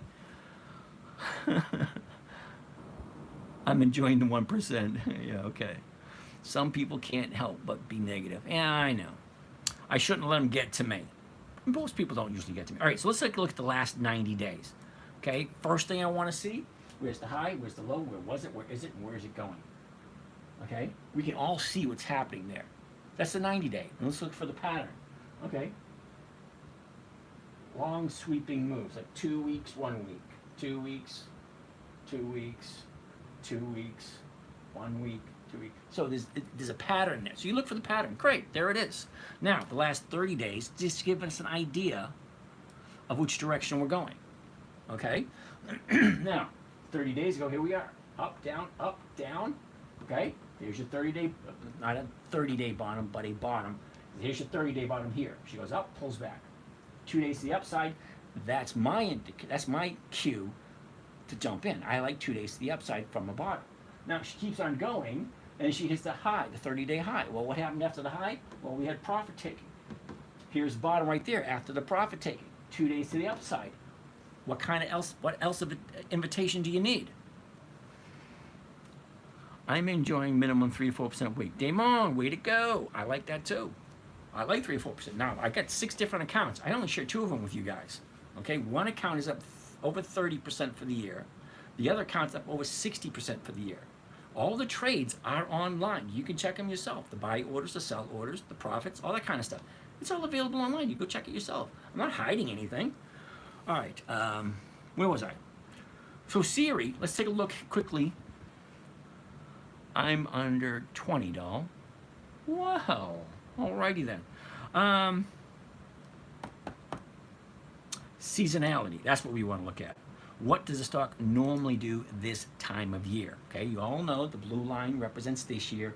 The red line is 10 years worth of data. So I want to find out what it's doing now, which is here. See, we're in July, from here to there. Look at the big spike.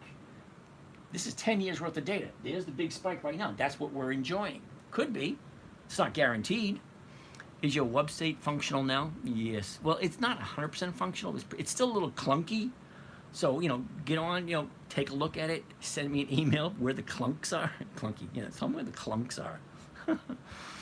Can you have multiple accounts with Schwab? Yes, you can. Simone, do you trade just options or something else? I buy the stock and do the options. That's all I do. Reverse split is coming this month on Siri. Okay, you got it. Blah, blah, blah, blah, blah, blah. Okay, so that's what I'm looking at. So the question you need to ask yourself before you cast judgment, like some people, does it make sense? Okay? Second question you need to ask yourself, do I like Siri? Well, I like Siri. Do you know why I like Siri? Siri's not on my list. Siri is on oh my goodness. What the hell's that guy's name? Warren Buffett's list.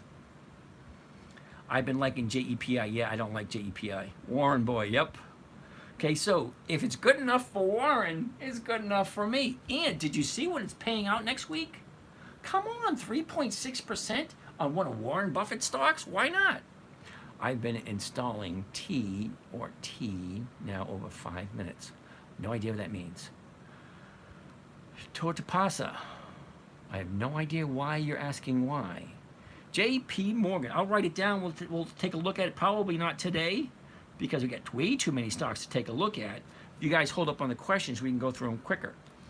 Can you walk me through how to find the EX date calendar on Thinkorswim? I have my account open. Nathan, hold 1 second. I got a list of $20 stocks. Yeah, there's a bunch of those. JEPI, why? No. Why? Really? You don't ask that question? I can tell you real quick. JEPI. It's a monthly. No. Do you want me to go deeper? Or other than the fact that it's a monthly and it's a waste of my time? Okay? I could go into the details and tell you why it's worse than a waste of my time. But I'm not going to. I'm going to go on to AIG. That's next on the list. Interesting. The chart looks interesting. Oh, Les. How do you have a calendar or EX date posted somewhere? Yes, I do. Every Sunday night, I send out a list to those in the morning trading group. All right. Uh-oh. I was just going to show someone something. Oh, the dividend calendar. Okay. So, if you are on Thinkorswim, monitor, trade, analyze, scan, market watch. Okay? Click on market watch. Right underneath market watch, quotes, alerts, visualize, financing rates, calendar. Okay? Quotes, alerts, visualize, finance rates, calendar. Okay? Once you get to the calendar, this little cog, or this little wheel, this little sunshine, you click on that, and this takes a list, some of the lists that you may have available. You know, the public lists, by industry, the top 10, losers and lovers, blah, blah, blah. I don't pay attention to any of that stuff. I look at the personal list. Okay? These are my personal stock list. Companies that are over 100 years old.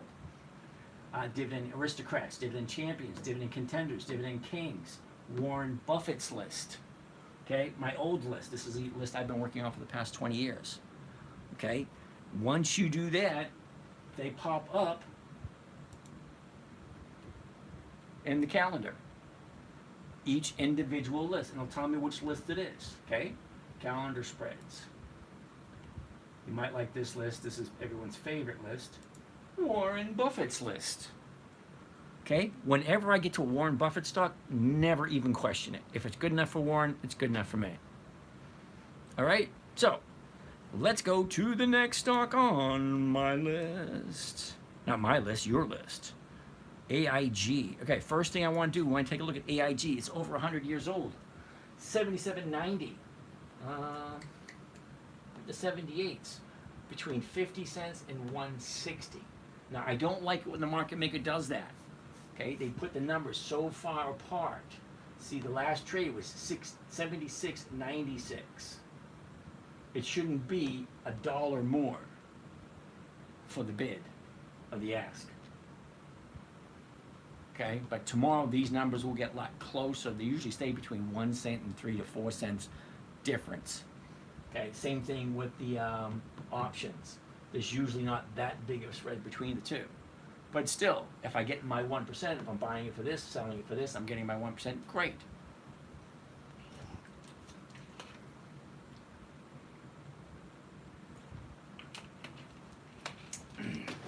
Then I want to move over to the chart. High, low, where was it? Where is it? What direction it's going? Okay, it's not at the high, and it's not at the low. Somewhere in between. Great, let's go to the 90-day. I'm looking for two things. High, low, was, is, where is it going? Great. Now, what is any predictable movement? Hey, I got Thinkorswim installed and I'm logged in with Schwab. I'm trying to follow along. Hey, Johnny. Alrighty. High, low, we already did that. Look at the pattern. Not a huge pattern. But look at the slow incline, like 1, 2, 3, 4 weeks. 1, 2, 3, 4, 5 weeks to the bottom. And then 1, 1, 1, 1, 1. Okay. Not huge, but you can see some kind of movement. Okay. Last 30 days, most important, because I want to know where is she going to be in the next 5 or 10 days, and it's going to be a no. Okay, down, up, down, up, down, up. It's at a 30-day high. It's a no for me. I don't like buying at a high, waiting for it to get higher.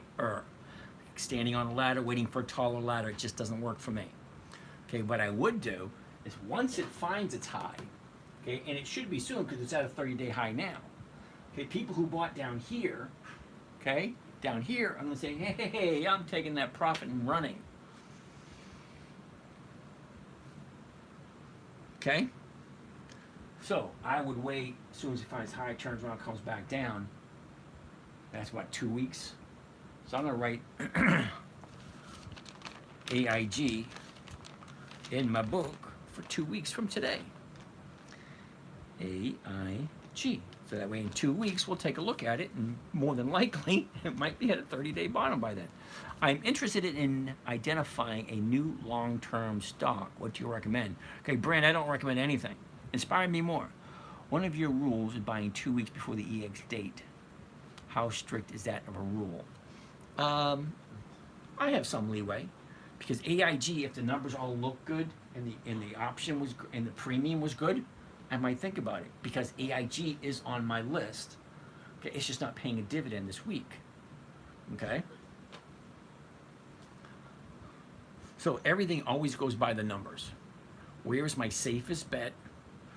Where is the best place to put my money for this week? Okay. Number one, does it pay enough? Number two, is the timing right? They kind of go hand to hand. Do you have other accounts? I got 2 requests from your other accounts. Okay, Renee, I don't have any other accounts. Okay, there's 27 people pretending to be me. I'm a little flattered, but I feel bad for you guys. They get bombarded with, emails, texts, and say, hey, I got a great deal for you. No, you don't. It's not from me. I tell you, you want to talk to me? Send me a phone number. I'll give you a call. I see if it's a good stock, the numbers pass with flying colors, then it's possible. Correct. If the timing is right. Okay, up, down, up, down, up, down, up. Okay, it's at a 30-day high. Now, some people say, well, the stock is rising, you should buy it. Yeah, you're going to buy it, and then someone it's going to turn down and go the other way. Yeah, I would prefer to buy it at a low. Because if you haven't noticed, stocks go down. Oh, wait a second. Then they go up. Wait a minute. Then they go down. Hold on. Then they go up. Really? Then they go down? Then they go up. That's all they do. They go up, they go down. Buy it at the right time. A good stock at the right time, and if the numbers work, you can get 1% a week. Safe, predictable, consistent. All right, so that was AIG. I like AIG, but not this week. Ooh, Intel is next. I like Intel. I think I sold my Intel 2 weeks ago. INTC. Okay. Quick glance at the chart, not a problem. 33.54. So the 33.50s.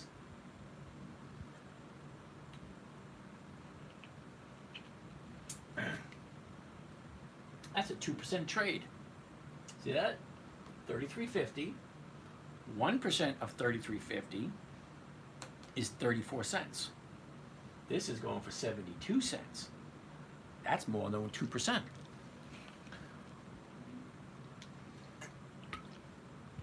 Brand, just in case you were wondering, okay, a 2% trade like this, that comes to over 100% per year. But you got to ask yourself the question, do I like Intel? Do I like Intel at this price? Does it make sense? GSAT, please. How about no? Never heard of GSAT. I've been doing this for 20 years. If you think that something got by me, great. $1.33. How can you possibly tell me a company that pays $1.33 has 20 years of increased dividends? Hell no. Now, Apple is not on my list, but Apple's on Warren Buffett's list, and it's a no. Okay? The high of the year was yesterday. Way too much profit taking waiting to happen. Roku has not been around for 20 years. It's automatic no. Okay? How much is current price? Brand, I have no idea what you're talking about. I like Intel. All right. Walgreens. We haven't gotten to Walgreens, but we are going to get to Walgreens before the night's over. Trust me, we're going to get to Walgreens before the night's over. Got to be Warren Boy, yep. Okay, thanks for the insight. You're welcome. Don't get me wrong, I like Apple. I do. But at the right time. This ain't it. I don't even care what the numbers are. Right? Next on the list, 3M.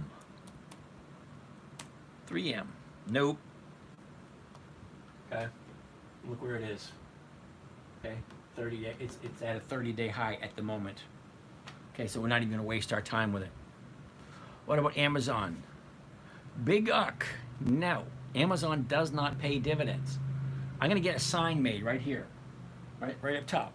And it's going to say 20 years of increased dividends and weekly options only, please.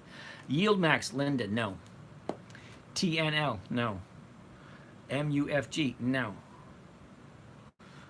This is very complicated app, and I cannot get my chart to look as yours. Okay, Johnny, DM me with your number. I'll walk you through it. It's really not that difficult. Once you get it set and once you see how it works, easy. Okay, my 9-year-old daughter could figure it out. I had to show her. Once I showed her, once you see something, you can never unsee it. Okay, SQ, no. AMD, ooh, AMD, we'll look at that one. AbbVie, ooh, we looked at AbbVie yesterday, and FedEx. AbbVie.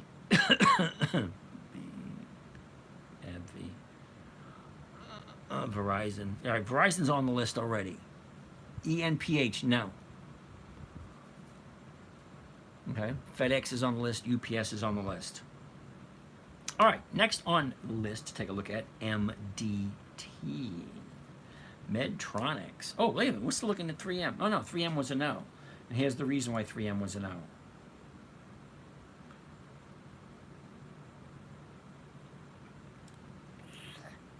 This is the reason 3M's a no. It's at the 30-day high. Okay? I don't do, by high, wait for it to get higher. No. ENPH, no. Uber, please, no.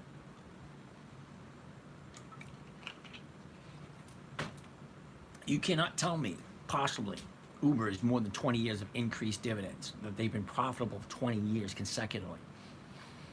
Do you comb through all your list every week to find trades? Inspire me more. Absolutely no. All right, hold on.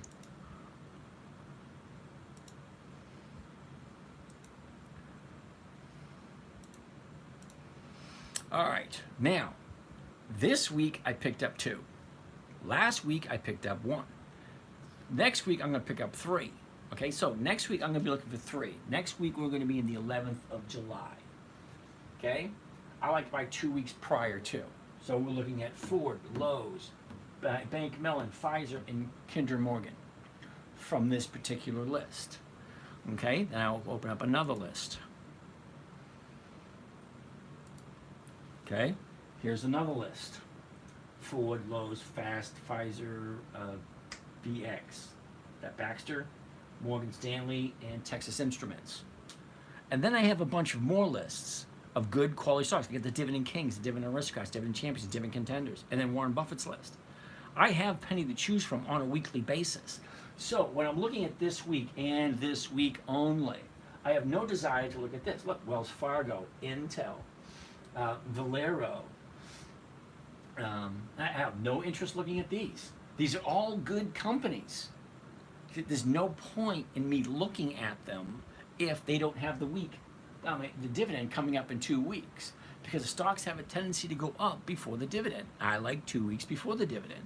If all the numbers work, why would I want to wait? See, what you don't understand is I value my time. It's called the 10-minute trigger for a reason.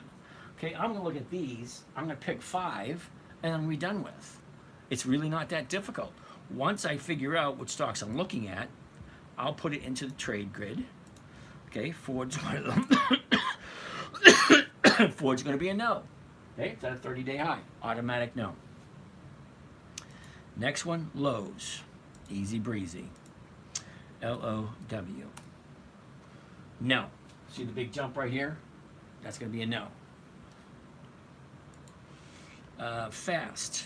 That Fasternal? How did that one get in there? Oh, I know how that got in there. Pfizer. PFE. PFE. It's going to be a no. Another 30-day high. Okay? 30-day high. Yeah, no. And I'll just go through that until I find the 2 or 3 that I'm picking up. Is your list on your website? Jessica, yes, it is. So what time frame do you trade for? 5 days. That's it. I like to buy on a Monday, sell on a Friday.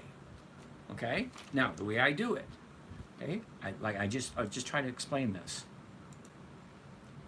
Okay? I'll take my stock list and I'll look at only 1 week. The ones that are up for consideration. When I say up for consideration, my morning trade. Sydney! How's it going over there, Sydney? And D boy Joe Yodi Gosh. Okay. I forget where I was. Imagine that. I'll check the numbers. If the numbers work, great. Does the chart tell me? Great. Then I'll jump in. I'll buy it on a Monday, sell the covered call on a Monday, and hopefully be out of it by Friday. Does it work all the time? No. Does it work most of the time? Yes. So what do you look for when buying? Interesting question. What I look for is Morgan Stanley super sweet and bonuses. I honestly have no idea, but Morgan Stanley is on my list.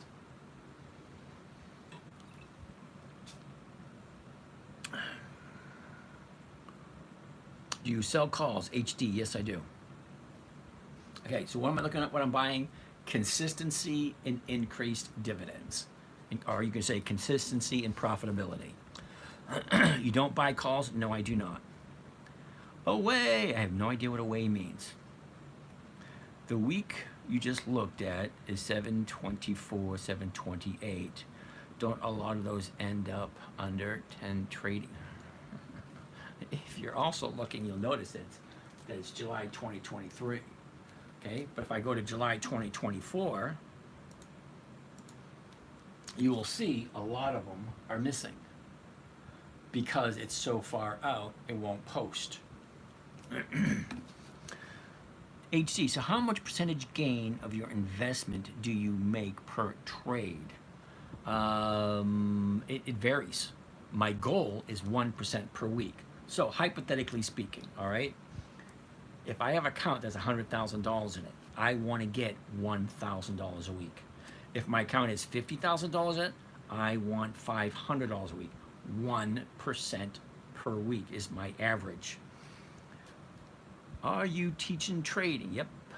Teaching. Yep. All right, so that's what I like. That's me.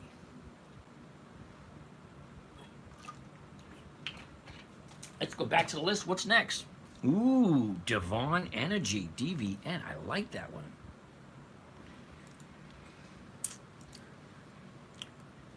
Whoops, not that. DVN. Nice. Quick glance at the chart. Okay. What am I paying? 46.66. The close one is going to be the 46.50 or the 47. 46.50, I'm losing 11 cents. Take 11 off of that. Yep. Well, the 46.50 is giving me 1%. The 47, not quite. Okay. High, low. Where was it? Where is it? What direction is it going? It's neither the high nor the low. It's kind of like in between. So I like it. So last 90 days. Okay. High, low. Where was it? Where is it? What direction is it going? Ooh, look at this last 30 days. I like that. Look at the pattern. Up, down, up, down, up, down. It's like a week and a half between each one. Okay? Always look for patterns because we are the buyers and sellers. We are the ones who make up this crap. Okay? We decide if it's too high and we decide if it's too low. Okay? Now, last 30 days right here. Nice. That's pretty plain to see. Okay? High, low, up, down, down. Here, it should be going to the upside. Okay? So I'd be waiting for one more green day. I don't really like, well, they are kind of all. No, this is the new bottom right here. If you take a really close look at it. 45.49, 45.52. Okay, so 45.52, 45.49. So there's a new bottom right there. So I like 2 days to the upside. Okay? Tomorrow, Friday, Monday, maybe Tuesday. I don't know. Keep an eye on this one. I'm gonna write it down. DVN. Yeah, it's already written down. Imagine that. Hey, 86, dude. Nice of you to show up. I'm new. I would like to learn. I'm good with moving money around. Well, that's cool. I DM'd you with my number. Cool beans, Johnny. Let me know if you want me to call tonight or tomorrow. Because I usually don't go to bed like 1 or 2 after this. Do you have to own the stock on the EX date or business day prior? Flipper, I'm not quite sure what it is you're looking for. What are you looking to attain? Okay, I don't like going near the EX date if I don't have to. I'll give you a quick example.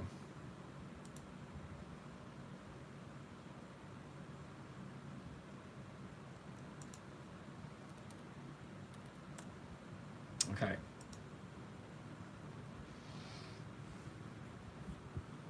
Here we're looking at Dell. Okay. Dell Computers, 44-cent dividend. Announcement date, EX date, date of record, payment date. All right. Now, if the numbers work and the charts tell me okay, I want to buy this one on the 8th. Okay. 2 weeks prior on a Monday. Okay. Now, if I buy it on the opening of that day, let's find out exactly what it was. The 8th. The 8th, right there. The opening was 46.59. Okay? 46.59. I wouldn't have gotten it anyway because, see, on a Monday, see, she was up and she was coming down. I'd be waiting for the bottom, which Monday was a bottom. But apparently it dropped again today.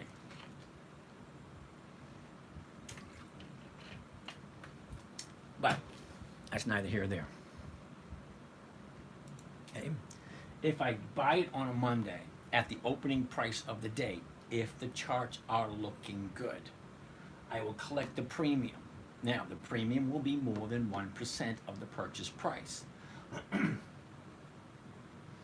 Okay.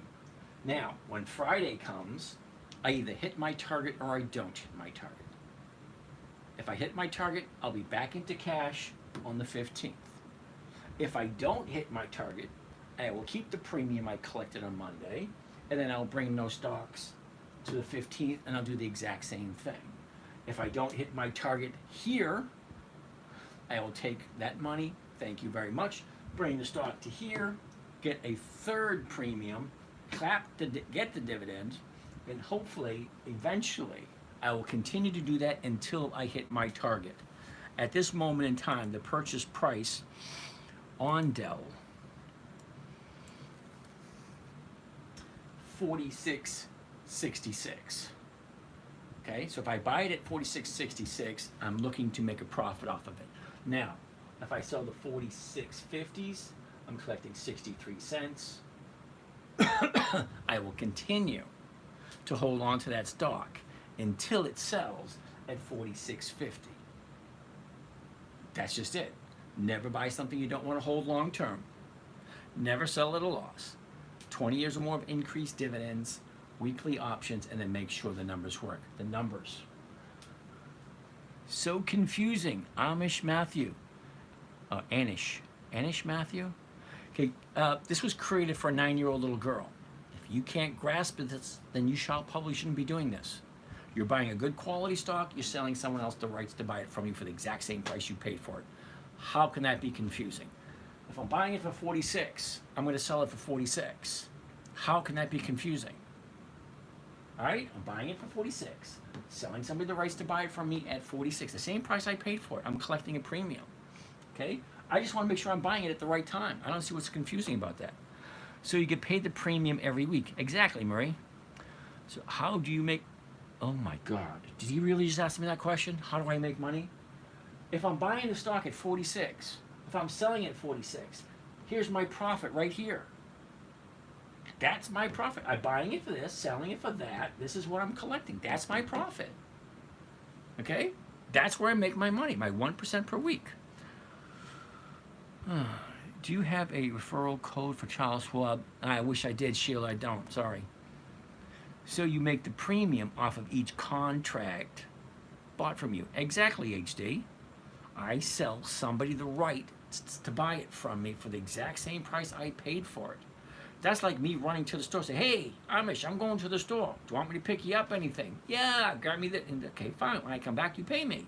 Same thing. You're buying it and then you're selling it. And you're getting this for your time and effort, the premium. Buying it for 46, selling it for 46, I'm collecting that. That's my profit for doing what I'm doing. And it's 1% per week or more on average. So you make $63 in this case on a single sale. Yeah, let's do the math, okay? So at the 46.50, okay, the 46.50 right there, get this one out of the way. Confirm and send. Okay, so 10 contracts. All right, make it easy for you, I'll do one. All right, we'll do just one. Okay, 100 shares. Okay. Buy one covered DVN. 19 July 24th. That's next Friday. Okay, next Friday. The the 46.50 call option and the stock. So I'm buying the stock and I'm selling the option at the exact same time. Let's get this right out of there. All right. The limit order, whatever it is, to open to open. Why does it say to open to open? Because there's two orders. I'm buying the stock, that's one order, and I'm selling the option, that's a second order. All right? Now, the rest of these numbers. The break even, 45.77. That's my break even. So as long as she stays above 45.77, I'm making a profit. Well, right now it's at 46.66. Well, if it goes up, I make money. If it stays the same, I make money. It can even come down a little bit and I'm still making money. As long as it's above 45.77, I'm profitable. Okay, if not, I just hold on to the stock and I do it next week until I hit my target. Really not that difficult. Here's the profit, and this is what it's costing me. Okay, my maximum profit, $73. Okay, my investment in this one trade example, $4,577. Okay, what is that? That is 1.6% or 1.59. Okay, 1.6% for the week. Remember, I'm showing you 1% per week, safe, secure, predictable. Does it happen all the time? No, it happens most of the time. Day trade, wait a week for a long-term investor. Yeah, I'm not a long-term investor, sorry. Recon, James, you need to get a referral code. They offer, oh, I didn't know that.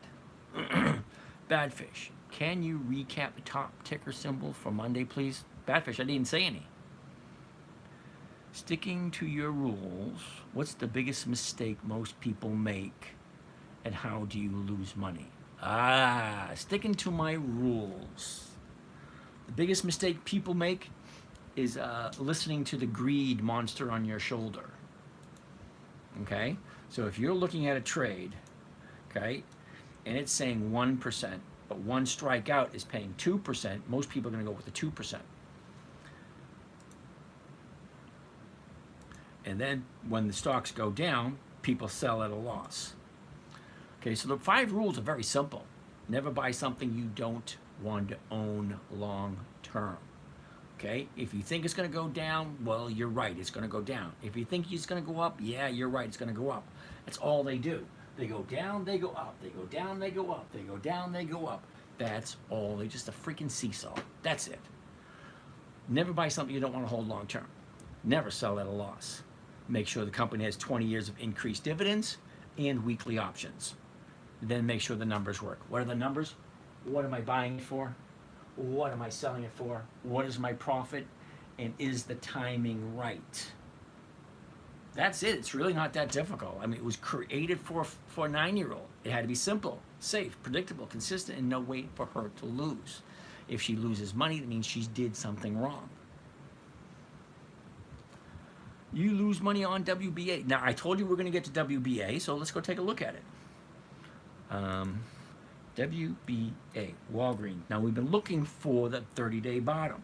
All right, now 30-day bottom, in my opinion, is followed by 2 up days. How much would you need to deposit to start doing this? $5. Here's a mistake I've made. After initial trade, if the stock goes down, selling a future call too low. Yep, that happens. All right, so we've been searching for the 30-day bottom with Walgreens, because Walgreens has been dropping. Okay, they're cutting 25% of their stores. They get 8,700. Okay, so you get rid of, you trim the fat, you get rid of the losers, however you want to look at it. Underperforming, not living up to their potential. A rose by another name is still a rose. Thank you, very helpful. Then when the stock goes back up, you need to chase it, not lose money. Yeah. Well, Secretary, it's part of the game. If you're going to dance to the music, you got to pay the fiddler eventually. Okay, not every trade can be a winner. All right, so let's take a look at the numbers. 1144. Well, the 1150s, 24 cents. That's more than 2%. Okay, why is Walgreens on my list? Well, because it pays me 2% every week. Yeah, you'll need to have enough to get 100 shares. Yeah, at least 100. There are other trading strategies that are very similar to this. Okay, this is just the next step up. There's another one called dividend capturing. There's another one called dividends on steroids. All right, so the numbers work. Great. What's the chart telling me? High, low, where was it? Where is it? What direction is it going? All that kind of nice, neat, fun stuff.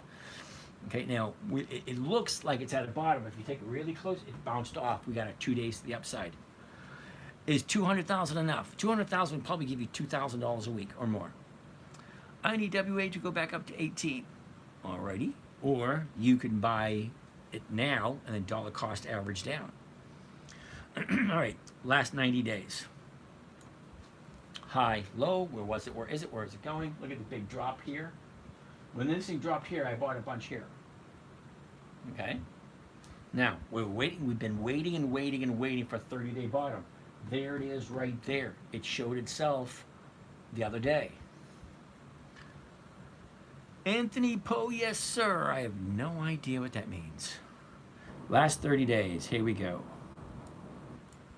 Okay? You can see it clear as day. Here's your 30-day high over here.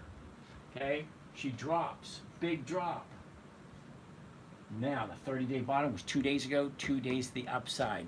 Love it, love it, love it. Just got here. Chuck! What chart is that and what stock? Walgreens. But this is extremely interesting for consistent gains. What I do is not consistent and very risky. HD, okay. Is T-stock good? Yes and no. Me thinks WBA will be a longer recovery cycle due to the large losses. Could very well be. Okay, but I like working on the numbers. Anthony, are you bullish on Walgreens? We were just waiting for the bottom. Thank you. Secretariat, I will stay away from Walgreens for a while regardless of the current increases. Yep. I get killed on decay. Weekly trades. All right, Jamie, I can't help you out with that one. Starbucks is on the list. We're going to get to it, but probably not tonight. Okay, so I like Walgreens. All right, the numbers work. Okay, the 30-day high was here. 30-day bottom is there. 2 days to the upside. Okay, could it go down again? Yes, it could. But this is part of the game. Okay, never buy something you don't want to own. I buy ODTE, SPY, and Qs. Yep, good luck for that. I don't do those. Too inconsistent. If you're holding stock at loss, do you continue to sell calls? Yes, I do. CMG. CMG is a no.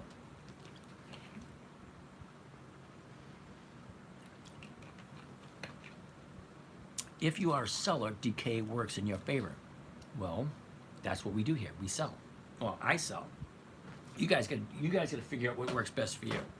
This is what works for me, and that's all I'm sharing. I'm sharing what works for me. It may work for you, it may not work for you. It's not for everyone.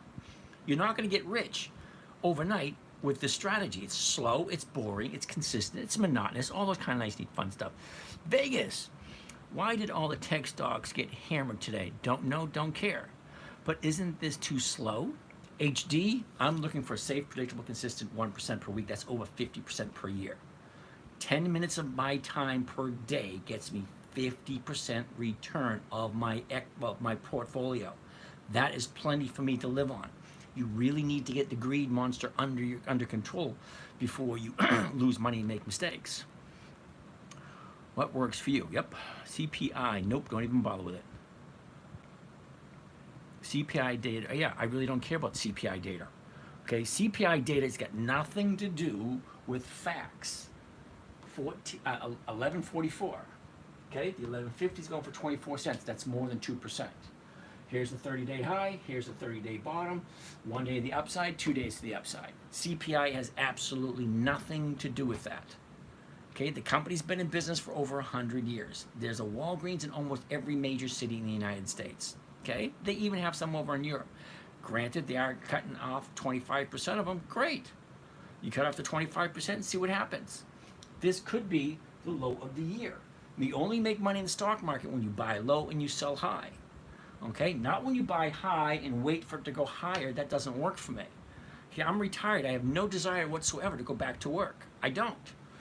And I don't pay attention to the CPI. I don't pay attention to talking heads on TV. I don't pay attention to hardly anything.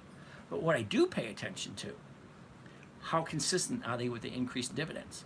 They change the list every single year. The Dividend Kings, there's 54 of them. 5 decades of increased dividends. Oh, next year there might be 55, there might be 52. I don't know. When that happens, I will take a look. The Dividend Aristocrats, same thing. They balance out the list at the end of the year. It's either performing or it's not performing. Okay? Out of the 9,000, let's do that. I said we might do that. Let's get to it. We're actually going to go look and see how many stocks there are.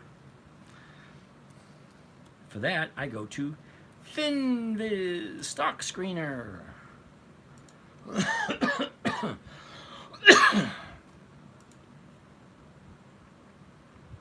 Holy cow! 9,593. They added a whole bunch over the past couple of weeks. Do you have a strategy guide? Kinda. All right, Robert, most people just join the morning trading group and they just watch over my shoulder, ask me questions. Oops. CPI was good, so the big boys sold tech, blah, blah, blah. Thank you for showing me WBA. You're welcome. Bro, he asked why tech's down. Okay. I honestly don't care that tech stocks don't. The only thing I care about, high, low, am I making money or am I not making money? How often have they increased their dividends? Okay, if you, all right, hold on.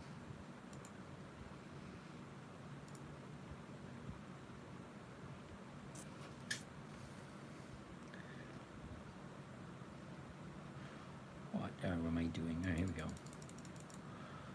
Okay, so let's take a quick gander. 1 year chart. Here's where it was high. Here's the low. Here's the flow right here. What does 1 day have to do with all of this? Absolutely nothing. What I can buy it for, what I can sell it for, what rate of return am I getting this week? What does the CPI index have to do with that? Absolutely nothing. Rule number 1, never buy something you don't want to own long term. I got no problem whatsoever buying, I actually own some Walgreens. I have no problem whatsoever buying Walgreens and holding on to it even at the price it's at now. Well, especially at the price that it's at now. This is the low right here. The other day was the low of the 7-year period. This hasn't been this low in a decade. You make money when you buy low and sell high. The company's been in business for over 100 years. I really don't think they're going anywhere. Yeah, they'll cut some fat and they'll get some growing pains, and then they'll go from there and they'll move on. Anyway, next on the list. Vegas, Why? Why, Vegas? What are you saying why to?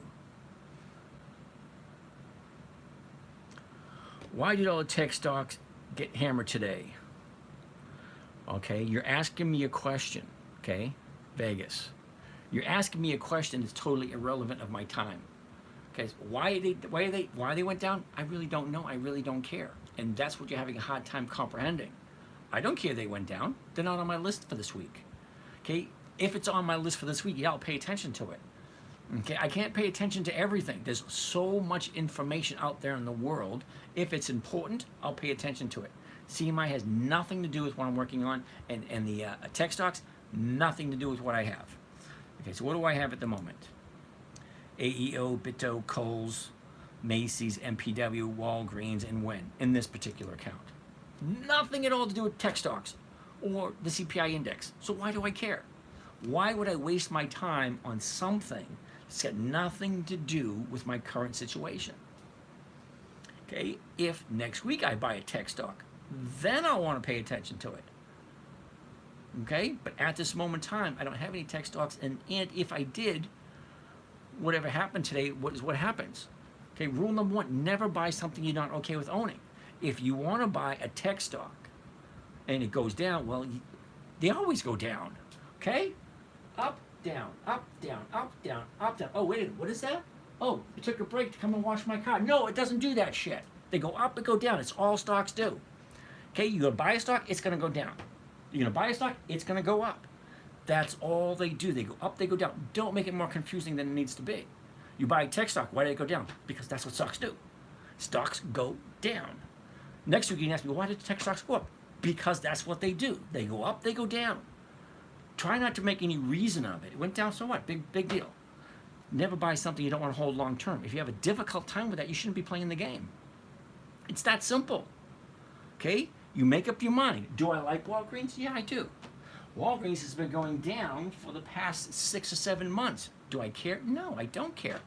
Because it's been in business for over 100 years. So if I buy it here, if I buy 1,000 shares here at 32, and the dividend, what's the dividend? Let's say the dividend's 20 cents. Okay, if I buy 1,000 shares at 32, I will be collecting 1,000 shares of whatever the dividend is. Okay? Now, if the stock dropped to 11, I still own the 1,000 shares. I'm still getting the 1,000 dividends. The dividend, the company is still increasing the dividend every year. So why do I care if it goes up or goes down? I want to know where it's going in the next 5 or 10 days. That's it. I don't care. Let's just go on. Caterpillar's next. Woo, I like Caterpillar.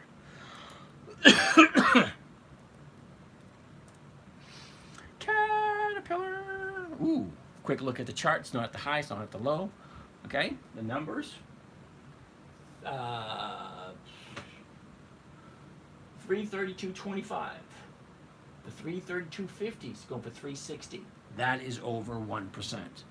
Okay, I like Caterpillar. Household brand. Everybody's heard of Caterpillar. All right? Now, for $3.60 per share, what's the chart telling me? Here's the high, here's the low, it's where it was, here's where it is. This is the direction it's going. Okay? Last 90 days. Okay? High, low, where was it, where is it, where it's going? Ooh, look at that. 2 days to the upside after a bottom. Ooh, I want to see that. Okay? He was talking about about CPI, yep. I said, why? Tech had a healthy pullback, been running up too much. Okay, 100,000 can make you 50,000 a year doing this. What do you guys don't understand? Thanks, Alvin.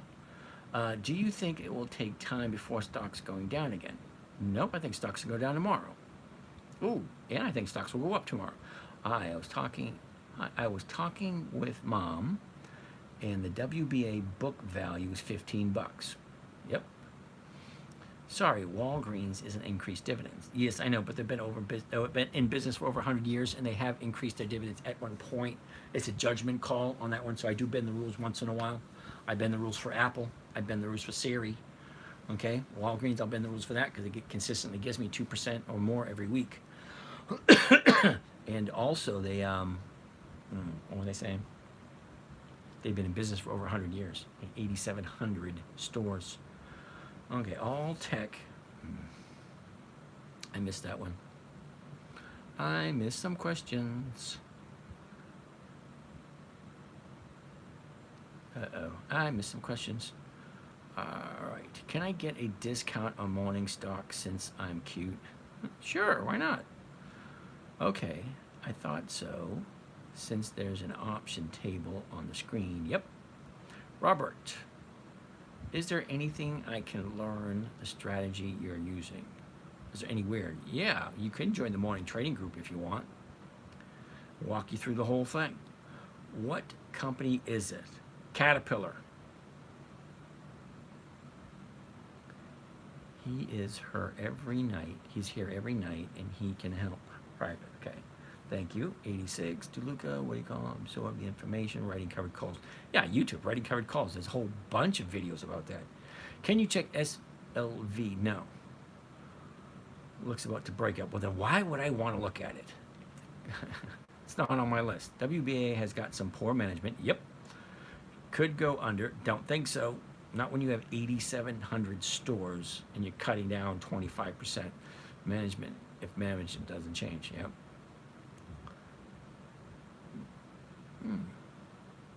Is to NCVY. Yeah, no. How many more questions? Oh, I'm almost done. 6 more. 6 more. Uh-oh. What do you think about the direction of the US dollar? Oh, don't get me started on that. That gets into politics. You know what we do politics. Can you please do EPD? Well, considering you said, please, EPD.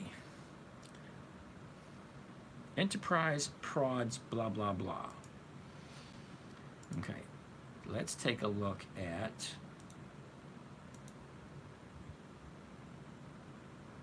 EPD. EPD. First thing I want to see, because everything looked there, it's like, it's one of those companies I know it's not on my list. But let's take a look why it's not on my list. That's why not 20 years of increased dividends. Let's take a look at the dividends. 31, 32, 33, 34, 35, 37, 38, 41, 42, 43. Nice.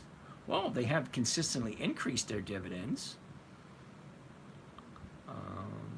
10, 11, 12 years. That's it. Only 12 years of increased dividends on EPD. So that's going to be a question you're going to have to ask yourself. Is 12 years of increased dividends enough for you? All right? 29.25. The 29 is going for 24, and if you subtract 25 cents out of that, it's going to be a no. Sorry, the premiums are terrible. Alibaba doesn't have 20 years of increased dividends. I know that because I actually have Alibaba in a different trading strategy. Okay, this is the only one I teach here for free. The only one. Okay, covered calls, safe, predictable, consistent, 1% per week. You get about 50% per year. If that's not good for, if 50% a year is not good enough for you, then you're definitely in the wrong place. What do you think about Zap? Zap's a no. Infinite Sky. All right. I think dollar is going up with interest rates and bond yields. I don't think they're going to cut. All right. JP Morgan. JP Morgan is on my list. Vail is on my list, I think. Costco's a no. Okay, Costco's out of my price range. I like to stay below 250 bucks. Is there a holding period in order to receive the dividend? Yeah, 2 days. How much or what percent would you allocate to one stock in a 50,000 or 60,000? Okay, Nathan, Nathan, anytime I do Boson, that's not even a hair down. Yield max is a no. When I have my account, okay, if I have 5 positions, it's 20%, 20%, 20%, 20%. 4 positions, it's 25, 25, 25. It's just math. So if you have a $60,000 account, it's like 15,000 per trade. That's 4 positions. Yay! Let's hear about Vail. Why would I want to talk about Vail? $11.39.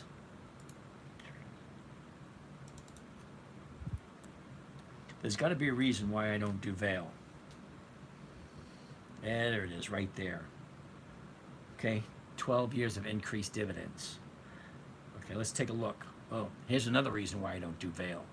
Starts out at 59, 44, it's going backwards, 41, even worse, 14, that's atrocious.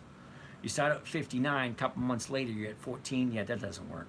Oh, wait a minute, it gets worse, 19, then 10, then 5. Yeah, no, the dividends are too inconsistent and they're all over the place. No to Vail. From what I've read, you can sell after the EX date and still receive a dividend. All right, Jess, you're kind of right and kind of wrong. Hold 1 second.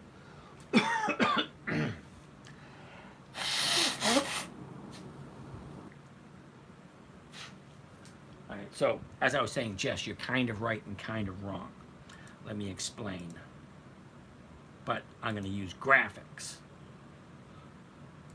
All right. Dell.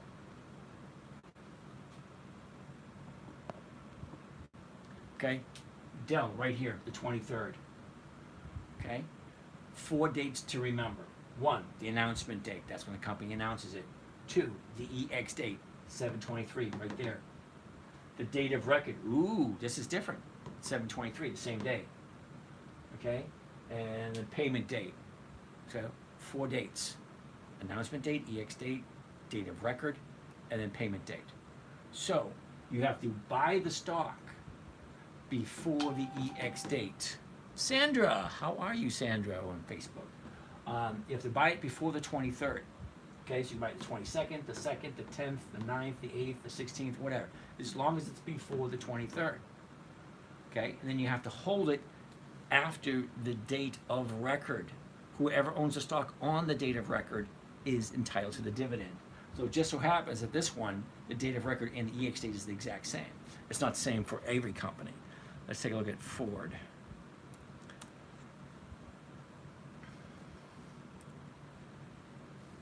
Oops. But we do this. Lowe's. All right. No, that's the same. That's the same. That's the same? Wow, they must have changed. So the EX date and the date of record are the same. That's weird. Okay, so they've changed it since last I know. So as long as you buy it before the EX date, sell it after the date of record, you're entitled to the dividend. EPRT, no. Hey, Ford. Why was I muted last night? Heath Martin, I got 3 or 4 moderators. They do the muting, not me. Okay, so you must have said something that was disagreeable or not quite right. Well, let's get back to Caterpillar.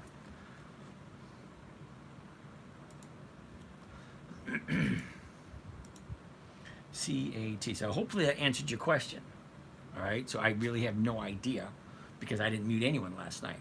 So the moderators must have done that, so they must have said something. Floors. Clorox, CLX. I like Clorox. Okay, so we're back on Caterpillar. Let's finish up with Caterpillar before we do anything else. Okay? We've decided that if we buy it, it's our 1% right here. So if we buy it at 332.25, we sell it at 332.50, we get 360, which is over 1%. Great, that works for me. The high, the low, where was it, where is it, what direction it's going? Great, all that looks lovely. Okay, the last 90 days, there you go. Up, down, ooh, gap. Gap down, up, down, down, so on and so forth. Yep, look where we are here. I want to see this area right there because that's the last 30 days. That's what's most important to me.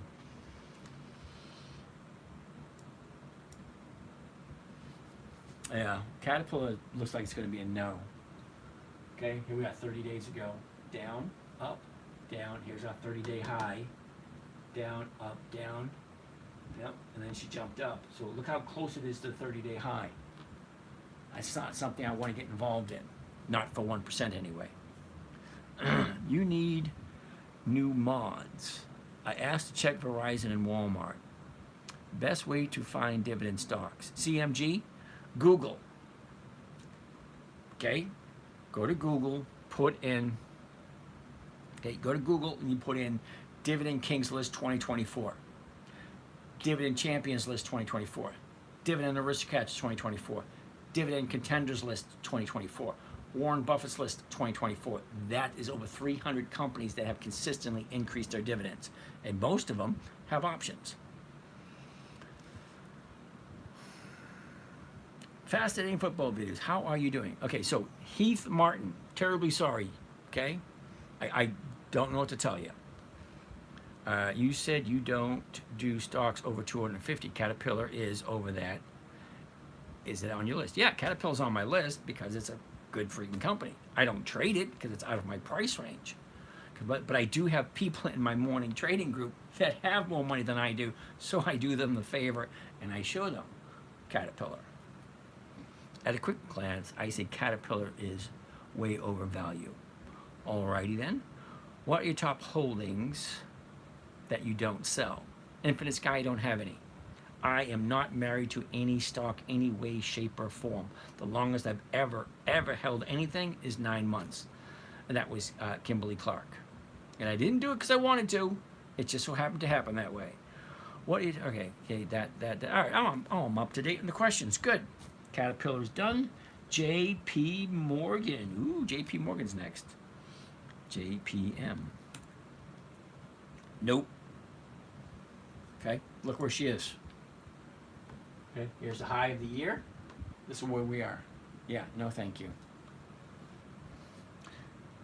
HASI. Never heard of them. HASI. Yeah, that's going to be a no. Yep, that's a no. Eli Lilly. Ooh. Nope.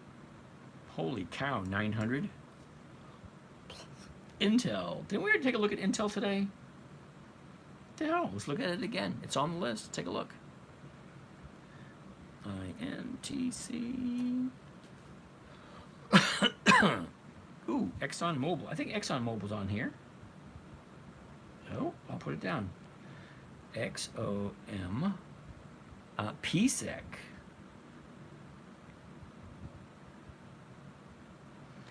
Lilly, very, very expensive. Yep. I recreationally use Osmopic, and it's becoming an addiction. How do I confront this head on? Buzz Lighthead can't help you out with that one. I have no idea what Osmopic is. Have we talked about AT&T yet? No, we have not. AT&T's not on the list. Well, it is now. There we have it. My thoughts on ETH. Guidance, no. Can we please look at BMY? Bristol Myers Squibb. I will write it down. BMY. We probably won't get it till, whoa, it's 11:30. Way past my bedtime. Holy Charlie. Ooh, let's take a look at Nike first. I actually have some Nike.